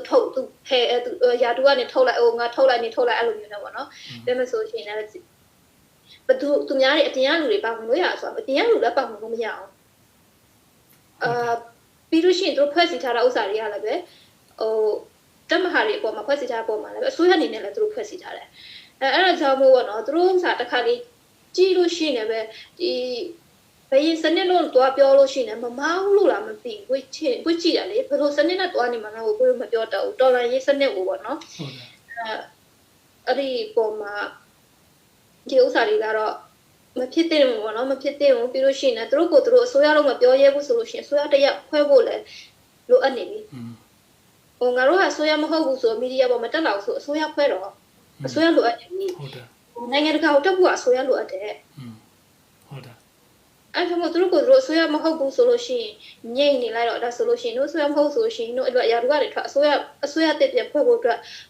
ပြည်သူတွေနဲ့အတူတူပူးပေါင်းမှုတော့လုပ်ပြီးတော့အစိုးရတက်တရက်ကိုဖွဲ့ဖို့အတွက်ဟို လိုအပ်နေတာပေါ့နော်ဒါပြည်သူတွေအကုန်လုံးသိတဲ့တစ်ခုပြောချင်တာကိုပြောချင်တာဒီနိုင်ငံတကာတက်မယ်ဆိုလို့ရှိရင်ကို့မှာကို့ဆိုရရရှိတယ်ရှိကိုရှိရတော့မယ်အဲ့ဒီပေါ်မှာဟိုသူတို့ဖြစ်အောင်တစ်ခုပေးရတော့မယ်ကရင်ဆိုရရှိရမယ်ကချင်ဆိုရရှိရတော့မယ်အဲ့လိုပေါ့နော်တွားရမှာပေါ့နော်ဘွေကိုဒီဗီဒီယိုဒီ live မှာဘွေအဆုံးမတက်ခင်ပေါ့နော်ဘွေတို့အခုဘာလို့နိုင်မလဲဆိုရှင်ဘွေတို့တွေရဲ့ပြည်သူတွေရဲ့စကားကဘွေပြောသလိုပဲဟိုထီအောင်မှုကအများကြီးရှိတယ်ဒါပေမဲ့ဒီကိုယ့်ရဲ့အတန်ကိုမထုတ်ဘူးဆိုလို့ရှိလို့ရှိရင်ဘာမှထွက်လာမှာမဟုတ်ဘူးဘွေတို့တယောက်နဲ့ယောက်အတန်ထွက်ရုံနဲ့မပြီးဘူးအများကြီးထွက်လာရမယ်ဟုတ်တယ်ဘွေတို့ကနေပြီးတော့အတန်ထွက်တယ်လို့ပြီးလို့ရှိရင်လည်းတစ်ဖက်မှာလည်းပဲဟိုပေါ့နော်အလုံးရက်လက်ပေါ့နော်ဘွေပြောမျိုးအလုံးရက်လက်လို့အပ်တယ်ဒီနိုင်ငံတကာမှာရှိရဲ့ဟိုသူလူမျိုးတွေအတူတကွအလုံးတွဲလို့ပါသူ့ဘာသူငါဘာသာငါမနေကြနဲ့ပြီးလို့ရှိရင်လည်းဒီအချိန်တန်ပမာနဲ့ပေါင်းတဲ့နိုင်ငံရေးတွေလည်းချော့ချဖို့အတွက်လိုအပ်တယ်ဟိုသူ့ဘာသူဟိုပြောရမယ်ဆိုလို့ရှိရင်ဘယ်လိုပြောမလဲသူတို့ပြောလို့ရှိရင်တော့ငါတို့တွေပူပေါင်းမှုတွေရှိပါတယ်တခြားကချင်တွေဟိုခိုင်လိုတွေနဲ့ပူပေါင်းမှုရှိပါတယ်ဖွဲ့စည်းတယ်ပေါ့နော်ဒီနိုင်ငံတကာမှာရောက်နေတဲ့ဖွဲ့စည်းတယ်မှန်တယ်ဘယ်ချိန်မှလဲဆိုရှင်ကရင်နှစ်သက်ကူချိန်မှာပူပေါင်းတယ်ကရင်နှစ်သက်ကူချိန်မှာလာတယ်ကချင်လာကတယ်ကရင်လာကတယ်ကပြီးတော့ဟိုအဲ့ဒီချိန်မှာအရင်ပူပေါင်းကြတယ်အဲ့လိုမျိုးတွေပေါ့နော်ဒါတွေကတင်းဆိုင်ပူပေါင်းမှုပြောတာမဟုတ်ဘူးဝိသေပူပေါင်းနိုင်ငံရေးလမ်းစဉ်ပေါ်မဲ့လမ်းစဉ်တွေအတူတကွဟိုစံထထုတ်ဖော်ရမယ်အတူတကွနိုင်ငံတကာကိုတက်ရမယ်ဒီလိုမျိုးတွေကိုအတူတကွသွားရမယ်ကိုပြောတာကရင်နဲ့တက်ကိုလောက်ရုံနဲ့မပြီးဘူးကရင်နဲ့တက်ကိုမှကချင်လာကရုံနဲ့မပြီးဘူးကရင်လာကရုံနဲ့မပြီးဘူးခိုင်လာကရုံနဲ့မပြီးဘူးအဲ့ဒါကိုပြောမှာနော်ဝေးတို့ community အလုပ်ပဲထိုင်လုံးနေလို့မရဒီ community ကနေတော့တိုးတက်မှလို့ဝေးတို့ဘယ်လိုပြောမလဲအခုကြည့်မယ်ဆိုရှင်ဝေးဒီနေ့တော့မှဝေးပြန်ပြီးဟိုတော့ဟိုတွေးတာပေါ့နော်ကရင်တွေရဲ့အဖွဲ့အစည်းတွေအများကြီးရှိတယ်အဲဒီအဖွဲ့အစည်းတွေကဘယ်လိုဖြစ်နေလဲဆိုလို့ရှိရင်လူမှုရေးအဖွဲ့အစည်းတော့မရတယ်လူမျိုးရေးဖွဲ့စည်းတော့မရအောင်နော်ကရင်ဖွဲ့စည်းလို့ခေါ်ပေးမဲ့တယ်လူမျိုးတစ်မျိုးရဲ့အဖွဲ့စည်းတော့မှမဖြစ်လာဘူးနိုင်ငံအတွက်ဆိုပို့ဆိုနိုင်ငံရဲ့အဲ့ဒါကြောင့်မို့ဒီဥစ္စာပြုပြင်မှုတွေများရှိရဲ့ဒီကရင်အဖွဲ့စည်းလူမှုရေးအဖွဲ့စည်းတော့ပဲသူပါတီဖြစ်စေမပါတီဖြစ်စေငါတို့ဘာသာငါတို့ဟိုပေါ့နော်အဖွဲ့စည်းထဲမှာနာမည်ခေါ်တော့ကရင်အဖွဲ့စည်းလို့ခေါ်ပြီးတော့ဟိုကိုနဲ့ဟိုဘယ်လိုပြောမလဲတွေးခေါ်တူရဲလို့ကိုနဲ့ဟိုစိတ်တဘောထားတူတဲ့လူတွေချင်းချင်းပူးပေါင်းပြီးတော့ကရင်နဲ့တက်ကူတွေလှုပ်လိုက်မယ်တခြားကရင်ဘောလုံးကန်လိုက်မလားဗော်လီဘောပုတ်လိုက်မလားဒီလောက်နဲ့ပဲ community လှုပ်လောက်ပဲသူတို့တွေကတွားလို့ရတယ်တွားကြတယ်တွားတဲ့လူမျိုးတော့သူတို့နာမည်ခံထားပြီမဲ့လေသူအလုပ်တွေက community ဒီလူမှုဖွဲ့စည်းအလောက်ပဲဘယ်လောက်ပဲကရင်ဖွဲ့စည်းနာမည်ဘယ်လောက်ပဲပုံစံနေစီပေါ့နော်ပြေးရှင်ကြည့်လိုက်မယ်ဆိုရှင်လူအဲ့ဒါကြောင့်မို့ပြေးတို့ကလူမှုရေးဖွဲ့စည်းရှိတယ်လူမှုရေးဖွဲ့စည်းကနေတော့မတက်လာဘူးဆိုလို့ရှိရင်တော့ဟိုဘယ်လိုပြန်ဖွင့်မြောက်တဲ့ကရင်တွေမဖြစ်လာဘူး Federal လည်းမဖြစ်ဘူးလူမျိုးဖွဲ့စည်းဆိုတာပြန်ရှိရမယ်လူမျိုးနဲ့အဆိုလို့ရှိရင်ပူပေါင်းမှုတွေပို့ပြီးတော့လုပ်ရမယ်ပြီးလို့ရှိရင်လူမျိုးနဲ့ပတ်သက်တဲ့ဥစ္စာတွေပို့ပြီးတော့လုပ်ဆောင်ရမယ်ပေါ့နော်ဒီပွဲတွေဘာတွေပြီးအောင်လည်းမပြီးဘူးပေါ့နော်အဲ့ဒါကြောင့်ပြီးလို့ရှိရင်နိုင်ငံပေါ့နော်နိုင်ငံတစ်ခုတည်ဆောင်တဲ့အဖွဲ့အစည်းလိုမျိုးပွားရမှာပေါ့နော်အဲ့လိုမျိုးတွေဒီအဲ့ဒါကြောင့်မို့အဖွဲ့အစည်းတွေကိုဟိုအစ်စ်တိုးမြင့်ဖို့အချိန်တန်ပြီဖွဲ့စည်းဖြစ်ကချင်ဖွဲ့စည်းဖြစ်တခြားဖွဲ့စည်းတော့ဘယ်တော့မှမသိဘူးเนาะဒီကရင်ကချင်ဒီကချင်မှာလည်းဘယ်လိုရှိလဲဆိုတော့ဘယ်မှာပြောတတ်မလဲကရင်မှာကြည့်မယ်ဆိုရှင်လူမှုရေးဖွဲ့စည်းကနေပြီးတော့ဟို level မတိုးလာဘူးနာမည်တွေဖွဲ့စည်းပေါင်းများဆိုတော့နိုင်ငံပေါင်းမှာဒီနိုင်ငံတကာမှာကရင်ဖွဲ့စည်းများရှိတယ်ဒါပေမဲ့လူမှုရေးဖွဲ့စည်းကနေပြီးတော့မတက်လာဘူးဟိုစားပါအဲ့လိုမျိုးတွေမလုပ်သင့်တော့ဘူးပြီးလို့ရှိရင် level တွေမြင့်ရတော့မယ်ပြီးလို့ရှိရင်လည်းအချင်းချင်းပူပေါင်းမှုတွေလုပ်ရတော့မယ်အခုကြည့်နေတဲ့အထက်မှာရခိုင်အဖွဲ့အစည်းရှိမယ်ကချင်အဖွဲ့အစည်းရှိမယ် ကြည့်ပြီးလို့ရှိရင်ဘွေတို့ပြောတော့ဆောင်ကြည့်ပြီးတော့okay now မကြခင်ပူပေါင်းမှုတွေလုပ်ဖို့အတွက်တူနဲ့တူဖိတ်ခေါ်ကြဖို့အချိန်တန်ပြီတူနဲ့တူသူ့ဖွဲ့စည်းဥစားရှိတယ်ဖိတ်ခေါ်ဖို့အချိန်တန်ပြီအဲ့ဒါပေါ့နော်လို့ရှိရင်တချို့မှလည်းပဲဥပမာတချို့ကအဖွဲ့အစည်းပေါ်မှာကဥပမာဒီ federal သွားတဲ့သူတွေရှိမယ်အဖွဲ့အစည်းမှာအချင်းဖွဲ့မှာစီမှာရှိရ independent သွားတဲ့လူရှိမယ်အဲ့လိုမျိုးပေါ့နော်တူညီတဲ့အဖွဲ့အစည်းတွေကိုအရင်ဆုံးဖိတ်ခေါ်ပြီးလို့ရှိရင်မတူညီတဲ့အဖွဲ့အစည်းတွေမဖိတ်ခေါ်ရအောင်မဟုတ်ဖိတ်ခေါ်ထားမှာပဲသူတို့တွေဖိတ်ခေါ်လို့ရှိရင်သူတို့တွေက federal သွားမယ်ဆိုရှင်မှန်တယ် federal သွားတာမှန်တယ်ဒါပေမဲ့အရင်ဦးဆုံးလို့မျိုးလုံးမြောက်မှုအတွက်အရင်ဆုံးလို့federal ကိုသွားတာကတော့လောကမှန်ဒါပေမဲ့အခုချိန်မှာတို့ဒီလူမျိုးတွေအတွက်ကိုအရင်ဆုံးပြောဒီလူမျိုးတွေကိုပြောပြီးမှသူများလူမျိုးအတွက်သူငါတို့လူမျိုးအတွက်ပြောပြီးညလာပြောမှာပြောရမှာပဲနှုတ်ကကြီးတွေကိုပြောမှာနှုတ်ငါတို့ကချင်အတွက်လုပ် space ရမလို့ငါတို့လုပ်မယ်နှုတ်ကကြီးအတွက်အရင်ဆုံးလုပ်အဲ့ဒါကြောင့်မို့ဒီငါတို့အခုလုံးမဲ့အလုံးမှာနှုတ်ပူပေါင်းပါဝင်ကကြီးကလည်းပြောရမှာပဲပုံစံတွေပေါ့နော်အဲ့လိုမျိုးတွေပြတပြောဝေးပြောတာချင်းတာခုနကတော့မျိုးပွေးတို့မျက်နှာချင်းစာပြီးတော့ပွေးတို့လူမျိုးတွေဒီလူမျိုးတွေကပြဿနာကိုမျက်နှာချင်းစာတော့ဖြေရှင်းရမယ်ထောက်ပြရမယ်ရက်ပြရမှာပေါ့နော်ပြောရှင်းတာဟုတ် Okay. Thank you ဆိုတော့ဒီနေ့အခုနော်ဘွဲဖွင့်မှုနားထောင်တဲ့လူတွေနော်နော်ဘွဲဖွင့်မှုပြောသွားတာတော်တော်လေးစုံလေးပေါ့နော်ကျွန်တော်သူပထမဆုံးသူအကြမ်းမင်းသူပြောသွားတဲ့အထက်မှာဒီ